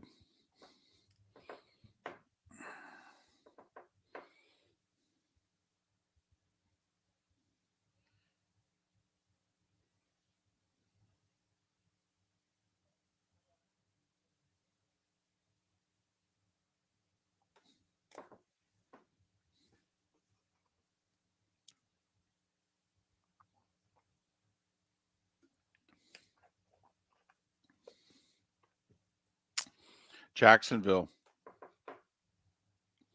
Levy, and the quote-unquote B team will do the 4:30 game. Joe and Troy are in Jacksonville.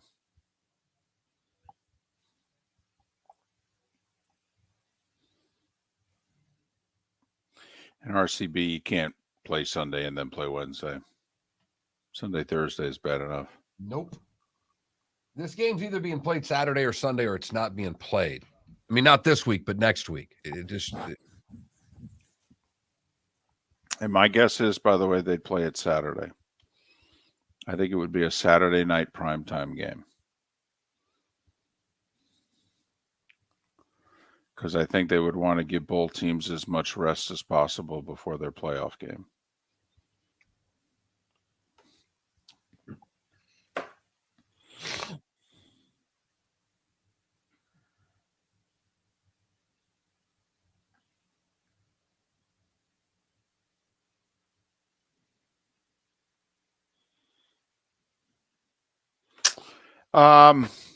Not really, Logic Man.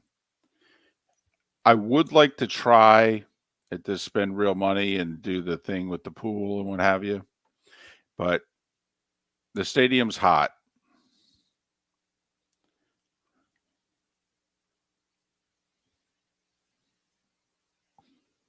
The one sideline is the Sun sideline, so I would definitely like the near sideline when you're watching a game on television.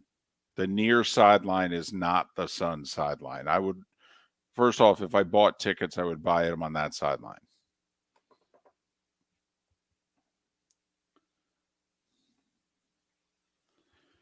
But no, I don't find the stadium to be, like great food, no.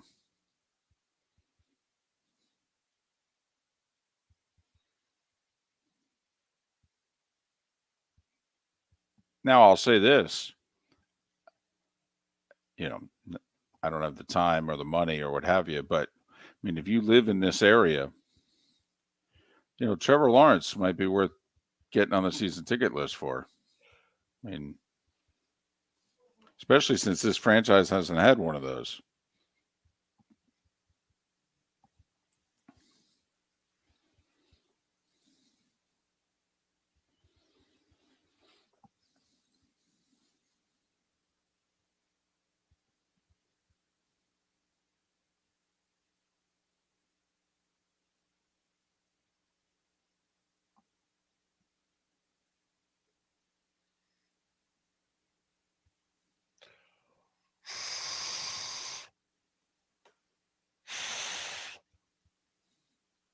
Officially freezing in here.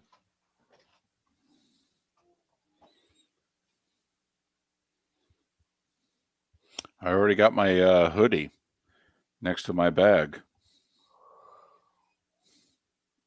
It's always nice when it's 85 out and you got to wear a hoodie to work.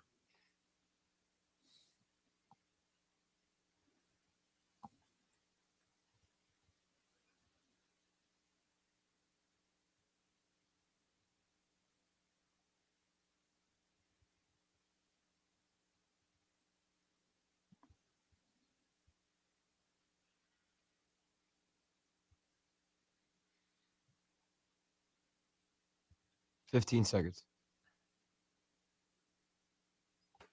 Yep. Studio tomorrow.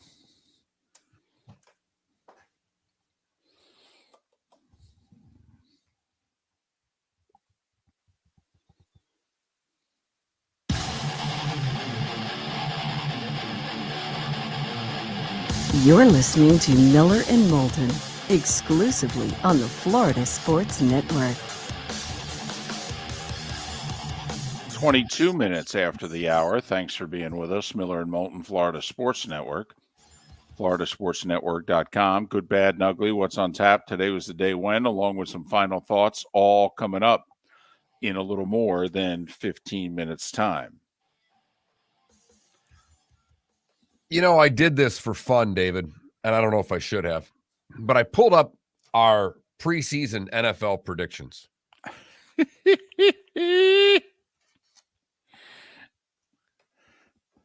Thanks. Let's get to the highlights for me. First off, it's in the AFC South where I had Indianapolis going 10-7 and winning the division. Right. Winning the division. Yep. Well, they're going to finish third. David, you did pretty well. I mean, believe it or not, you had Philadelphia winning the division. Looks like that's going to happen. You had Dallas at 10-7 making the playoffs. Looks like that's going to happen. You had Minnesota and Green Bay making the playoffs, flipping the order. I think that's going to happen. Tampa winning the South. but you had the Rams winning the West. You know, that looks really bad upon further review. I'm sorry, I had the Rams. You had San Francisco. You had the Rams making the playoffs. I got the 2 in front. So all right. So not bad. I mean, you had San Francisco, Tampa Bay, Green Bay, and Philadelphia winning the division. 3 of the 4 right. But you had the Rams and the Saints making the playoffs. Right. So I had the Cowboys out. I had the Cowboys, I think, losing a tiebreaker and missing the playoffs. You had Cowboys at 9-8 missing the playoffs. Right. You had Buffalo winning their division Mm-hmm. with Miami finishing second. That still could happen. You had Baltimore squeaking by Cincinnati by a game.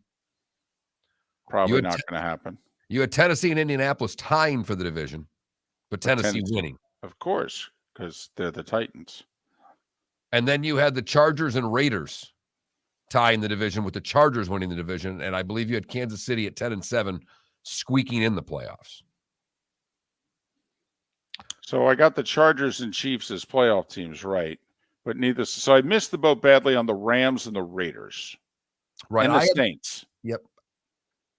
And I think, you and I had Dallas making the playoffs, Minnesota, but I also had the Saints and the Niners at 9-8, and I believe I had the Saints making the playoffs.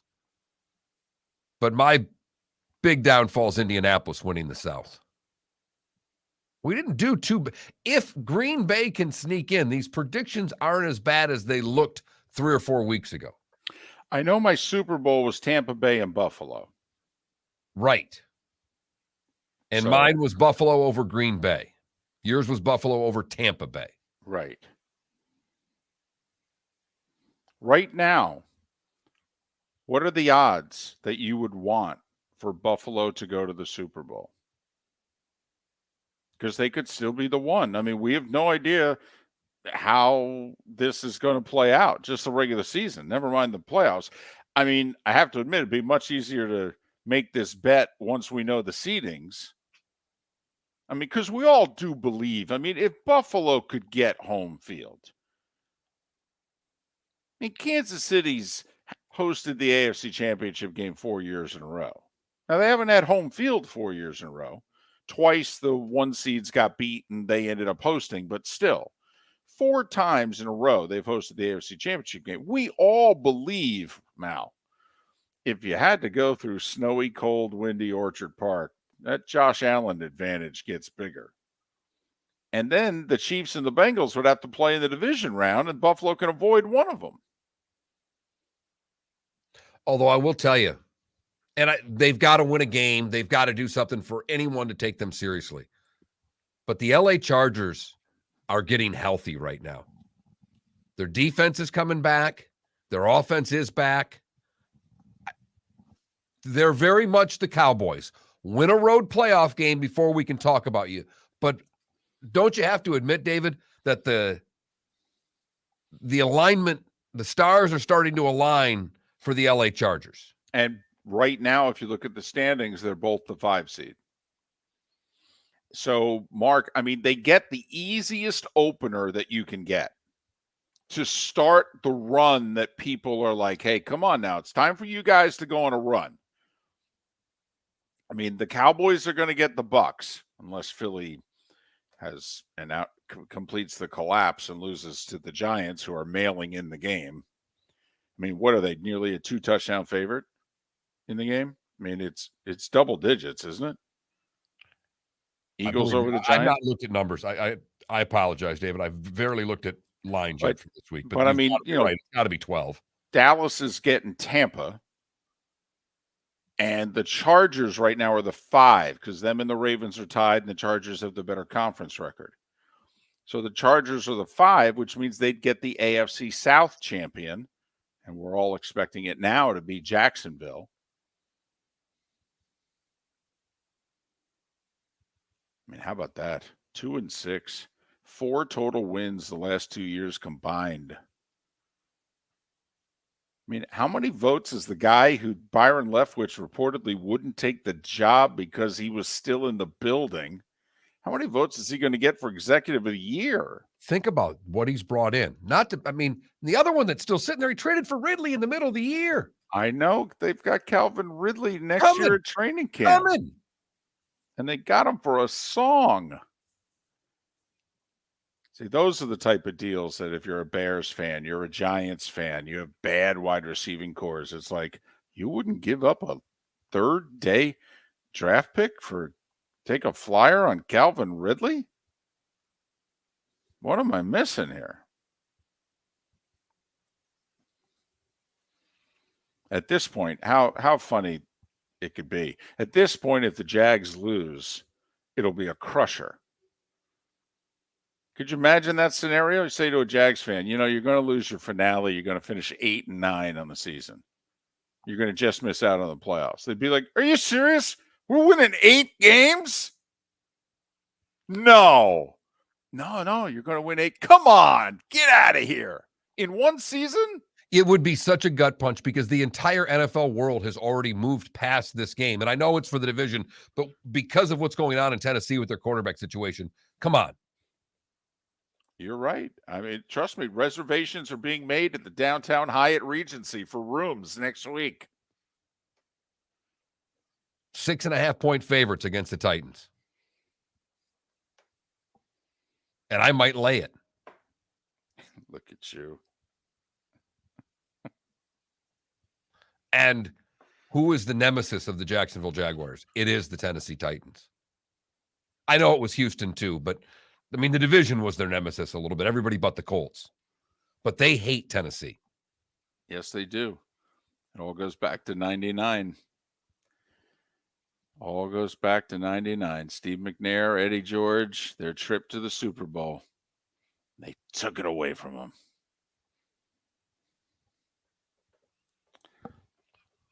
So while our game predictions didn't go as well as we may have liked this season. No, come on. Our NFL predictions were not as bad as I thought they were. Huh. Who'd have thunk that? Not me. I pulled it up to make fun of us, and I looked at it, I'll be damned. This wasn't nearly as bad as what I thought. I thought it was going to be our own version of the good, the bad, and the ugly. Anyways, that's next. David Moulton for Napa, Napa Auto Parts, and Napa Filters. Insist on Napa filters for your vehicles, or if you're a do-it-yourselfer, only buy Napa filters. Napa has a filter for almost anything on earth that moves, whether it's motorcycles, foreign and domestic cars, vans, SUVs, earth-moving equipment. You get the idea. Napa Auto Parts, Napa filters. Insist on them for your vehicles, or if you're a do-it-yourselfer, only buy Napa filters. Ladies and gentlemen, once again. Yeah. Hi. Excuse me. Hey, the line starts back here. Ma'am, if your party's not here, you're going to have to go around again. If you had the opportunity to avoid all this, wouldn't you? Salt Live is the official transportation provider of the Miller and Moulton Morning Show, making your trip to and from the airport seamless and stress-free. Salt Live is supported with the help of local partners like the Bayfront Inn. Gather your family and friends and enjoy a leisurely day on the water with a pontoon or deck boat. If you prefer to explore the waterways without a motor, the Bayfront has canoes, standboards, and kayaks. At the end of your journey, enjoy lunch or dinner at the Bamboo Tropical Bar and Grill. The Bayfront Inn, something for everyone on 5th Avenue in downtown Naples. BayfrontInNaples.com. When you need a ride, book with Salt Live Transportation, 308-8686, or book on saltlivetransportation.com. Mark Miller for SWFL Golf Carts, or online, flgolfcarts.com. If you're looking for a golf cart, an e-bike, or an e-motorcycle, go visit Alex and the gang at SWFL Golf Carts. flgolfcarts.com online. Check out their whole inventory. If you're looking for a custom cart, they can take care of you. 2-seater, 4-seater, 6-seater, they've got you covered. E-bikes, nobody better for value and service. E-motorcycles, check them out. Again, flgolfcarts.com. flgolfcarts.com. You were listening to Miller and Moulton on the Florida Sports Network.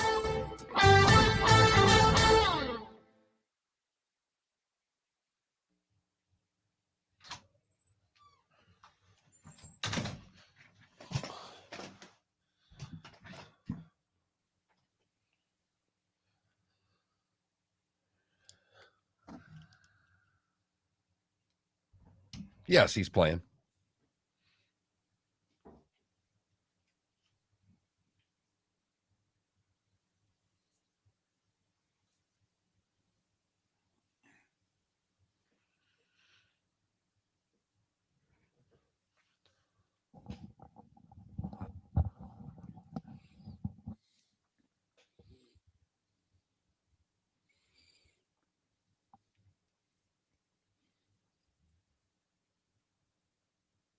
Did you see what John Kasich tweeted out yesterday?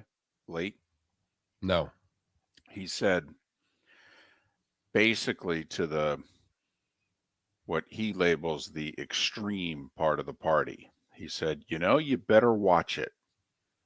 He goes, because you're creating a situation where the Democrats could go find a Republican and say, you find a way to get like 6 or 8 votes and we'll vote for you.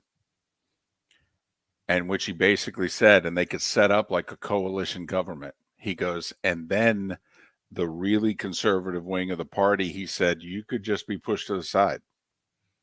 Interesting. Okay. Now, I don't know if that Republican exists. Okay. And I don't know if the word would get out and what have you, but I mean, you think about it. I mean, because if you're the Democrats, you don't want McCarthy. Is there somebody over there that you could live with that you think's better?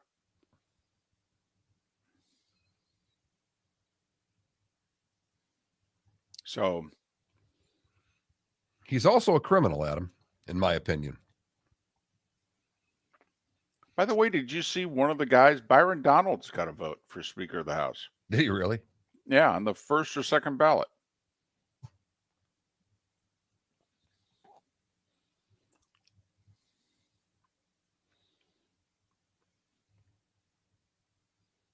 I actually think leaving this glass up is a good thing because I think it blocks some of the air blowing at me. This plexiglass that's been here for 2 years that doesn't come down. Yeah, I know. Which that's interesting, by the way, that's still up, don't you think? Yeah.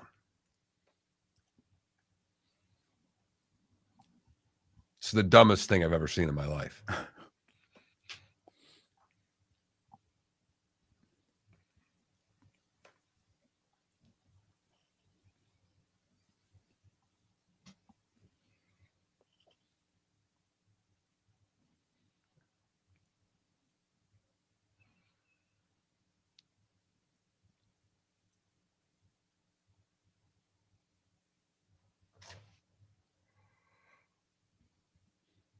By the way, did you see the pictures of the guy who's the disgrace? Yes. Totally alone. No one will sit in a row in front of him. They won't sit in a row behind him. They won't sit on either side of him. 6 seats away from him on the side. Golly. There was a tweet yesterday that said the first day of kindergarten can be tough. Which you can take from so many different angles. You know what I mean? That's funny on 4 different levels. That's a great calling Congress kindergartners, calling him, the worst kid. Everything calling about him a kindergartner. Right, everything about that's perfect. Totally. Yeah, that's great.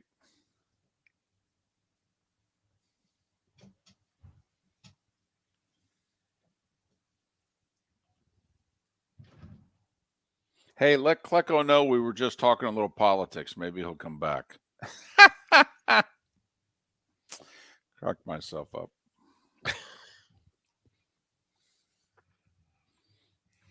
Very productive show today, Mark. I even got laundry done. Good for you. Yep. Our washing machine's on the fritz right now. Uh-oh. They were there to fix it last week. They got to come back and try to fix it again. Is it under warranty? Otherwise, just go get a new one. You know how much money they cost? Well, everything costs money. No. 10 seconds. I'd rather save the $1,000. Nothing's affordable. Not even the dollar menu. Here we go.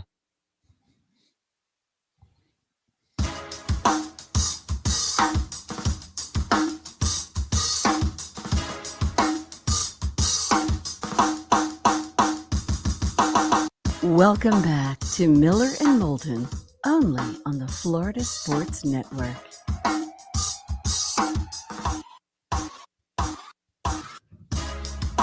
22 minutes before the hour. Miller and Moulton, Florida Sports Network, floridasportsnetwork.com. That's when the hour's up. We're done in about 17 minutes. That's how we roll. Miss any part of the show, floridasportsnetwork.com, floridasportsnetwork.com. So there. I'll be in the studio with Mark tomorrow. We'll be throwing food at each other and everything. It'll be great. I don't have to fast tomorrow. You're going to get the best me. I just have to go and get my results tomorrow. No fasting involved. Which means you're going to be eating all morning. No, that's the funny thing. It's the funny thing. I don't eat when I'm sitting next to you in the studio. Just when you're across from me in a Zoom call. Right. Hotel room or a bedroom. Yeah, because you almost made that sound like when I'm at my house and I'm at my home studio in Jacksonville that I eat, but when I'm on the road, I don't, because that's not true. Oh, no, I eat. I just eat different. I eat worse. The quality of what I'm eating on the road is not good. Not good, but it is plentiful. You know what? Maybe it's the bed. Maybe I eat when I'm around a bed. Because there's no bed in the studio. There's no couch. I don't eat. I've just got that Costanza wanting to eat and have sex at the same time video in my ad right now. And I don't know if I'll ever be able to get that out with your face on it. So thank you for that, David. Well, see, that's a you problem. I know. You went there. I didn't. I can't help what hops into this brain of mine. It's time for someone to take back this segment, if for no other reason than to stop David from talking about Meghan and Harry. Here's Mark Miller with Today Was the Day When. 1896 we start. Following the Mormon abandonment of polygamy, Utah is admitted as the 45th state. I'm sorry. You went way too fast there. You said something. I thought you said following the Mormons abandoning polygamy. 1896 is when they supposedly abandoned it to become the 45th state in our union. Don't you think that may have been the document they signed, but they kind of gave it a wink, wink, nod, nod to the members? 100%, David. Okay. 100%. Bob Hope made his debut on network radio today in 1935. Billboard publishes its first hit parade today in 1936. Elvis records his first demo at Sun Records in 1954. Today in 1970, the Chiefs beat the Raiders for the AFL championship, and the Vikings pound the Browns for the NFL championship. That's after the Chiefs had gone to Shea Stadium and upset the top-seeded Joe Namath-led Jets. Today in 71, the Vet in Philly was dedicated. Oof, boy, that they could have skipped that sucker. That was, I mean, even Philadelphia sports fans. I know the Phillies won the '80 series, but man, that was, especially with what you guys have built now. I mean, those two ballparks now are gorgeous. But that's like criticizing, your corner bar. Hey, it's a dump. It's my dump. Shut up. That's right. 76 Steelers over the Raiders 16-10, and the Cowboys thumped the Rams 37-7. Today in 82, Bryant Go. Yesterday, he was his last day of the Today Show. Today at 82, he became the co-host of the Today Show. 1983, the Eurythmics released their second studio album. It was their breakthrough album, Sweet Dreams. It's a great song. It's a pretty good album. She's kind of talented. So is he. 1983, the USFL holds its first player draft. 1984, Night Court premieres on NBC. Such an underrated show.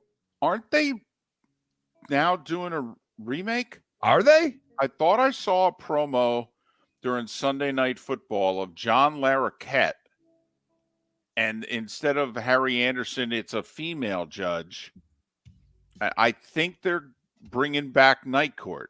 Let me tell you, they got a lot to live up to, because that's a top 10 underrated sitcom right there. I agree. Also today in 84, Adrian Dantley ties Wilt's record for most free throws made in a game when he went 28 of 29 from the line playing for Utah.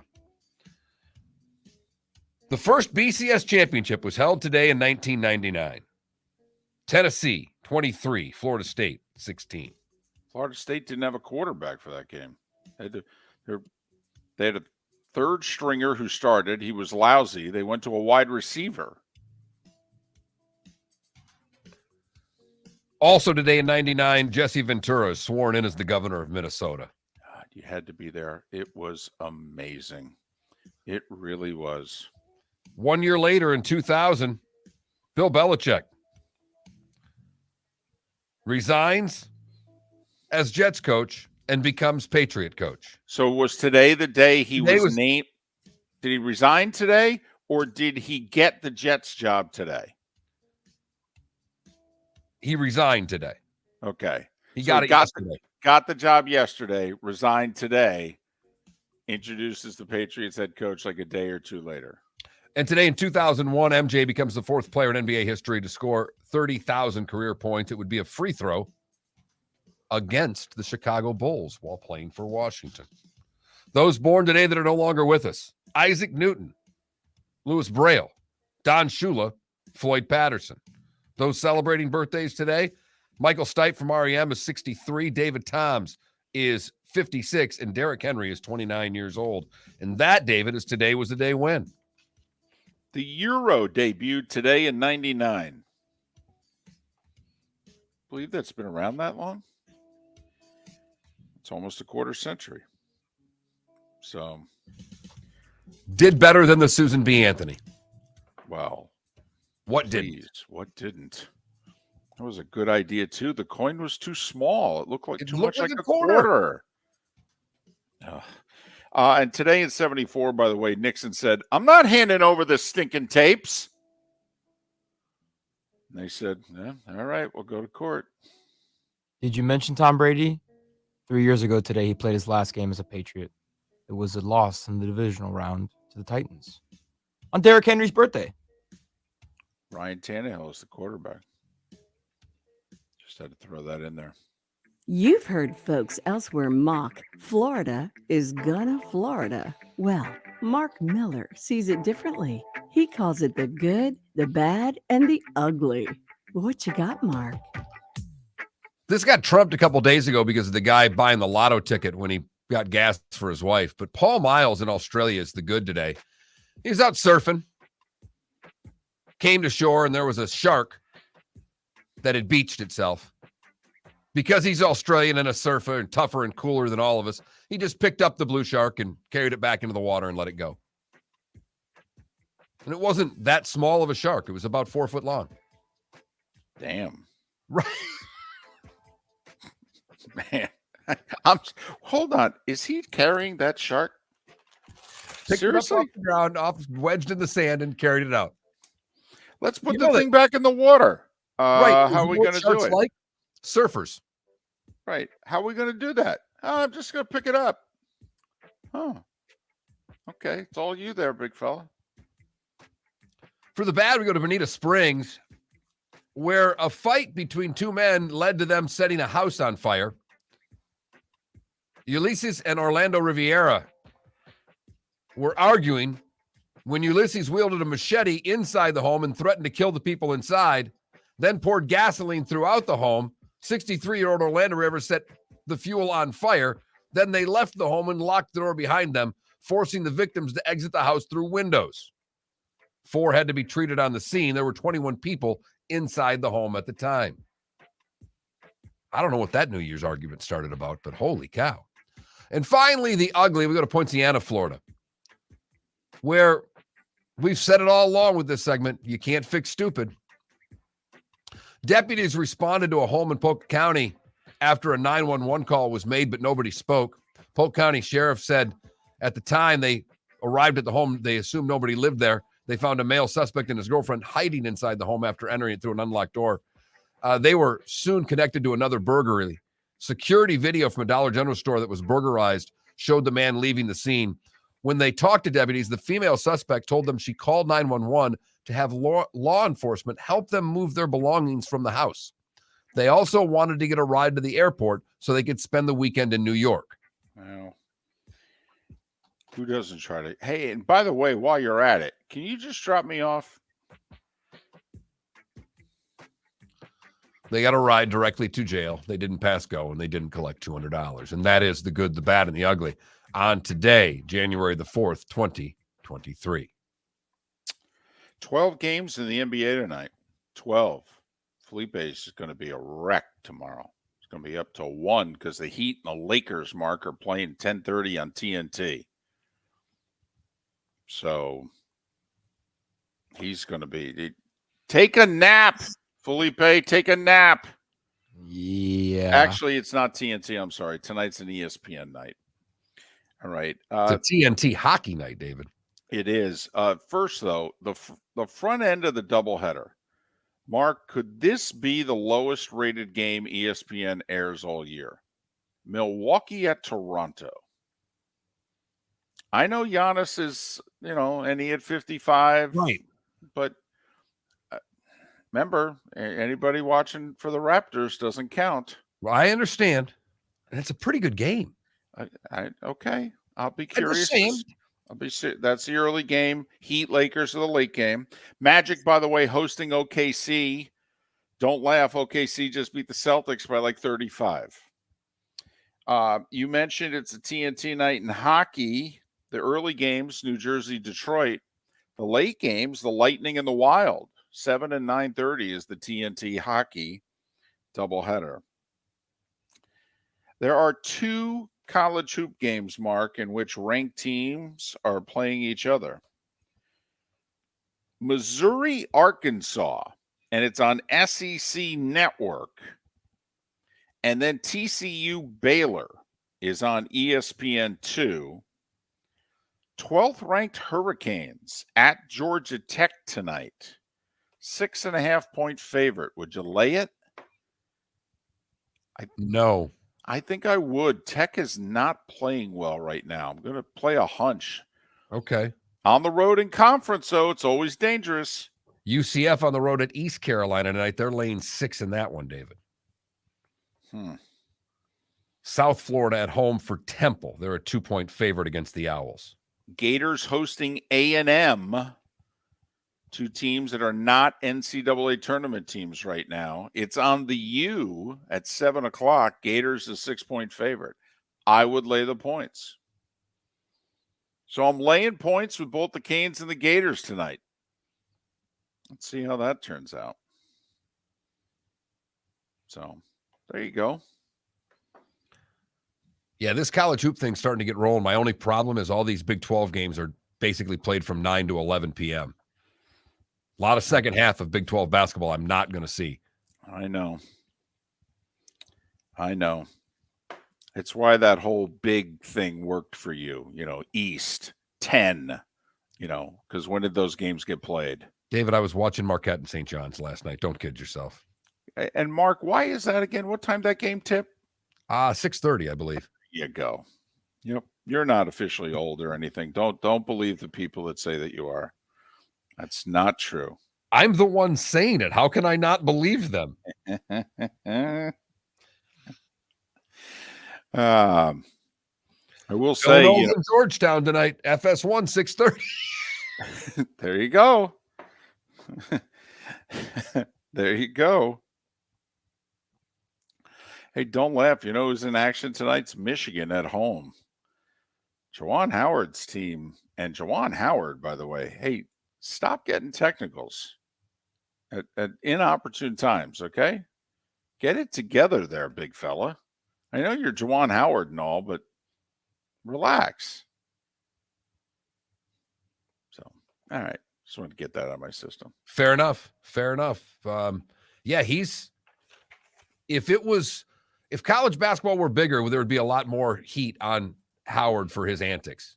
Yeah, well, and Danny Hurley, even though he had UConn undefeated and number 1 or 2 in the country, he gets a technical in a 2-point game with 2.5 minutes to go last week. It's like, dude, come on now. You know, the whole idea of coaching is to help your team win, put them in the best position to win.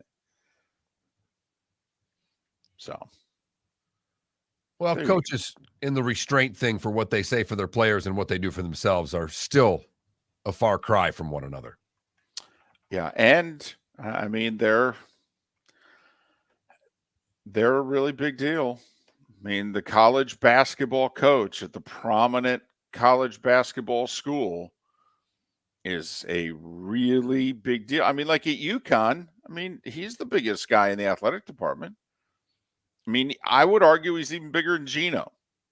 I mean, let's be honest. I would. At this stage, they went back to the Big East for that program. And they went independent in football because they put their men's basketball program as the most important thing at that school. I actually think he's bigger than Gino. That's a hell of an analogy. I mean, I get the point that you're making. I think they did it to try to put it on par with their women's basketball team. Yeah, okay. Fair because enough. it had fallen behind. I mean, there was a canyon between UConn men's basketball and UConn women's basketball. Remember, I'm not saying better. I'm saying bigger. Miller and Moulton. We'll eat enough to get bigger for tomorrow, and we'll do it all over again at 6 a.m. Thanks so much for listening on the Florida Sports Network. David Moulton for Napa Auto Parts, and Napa Filters.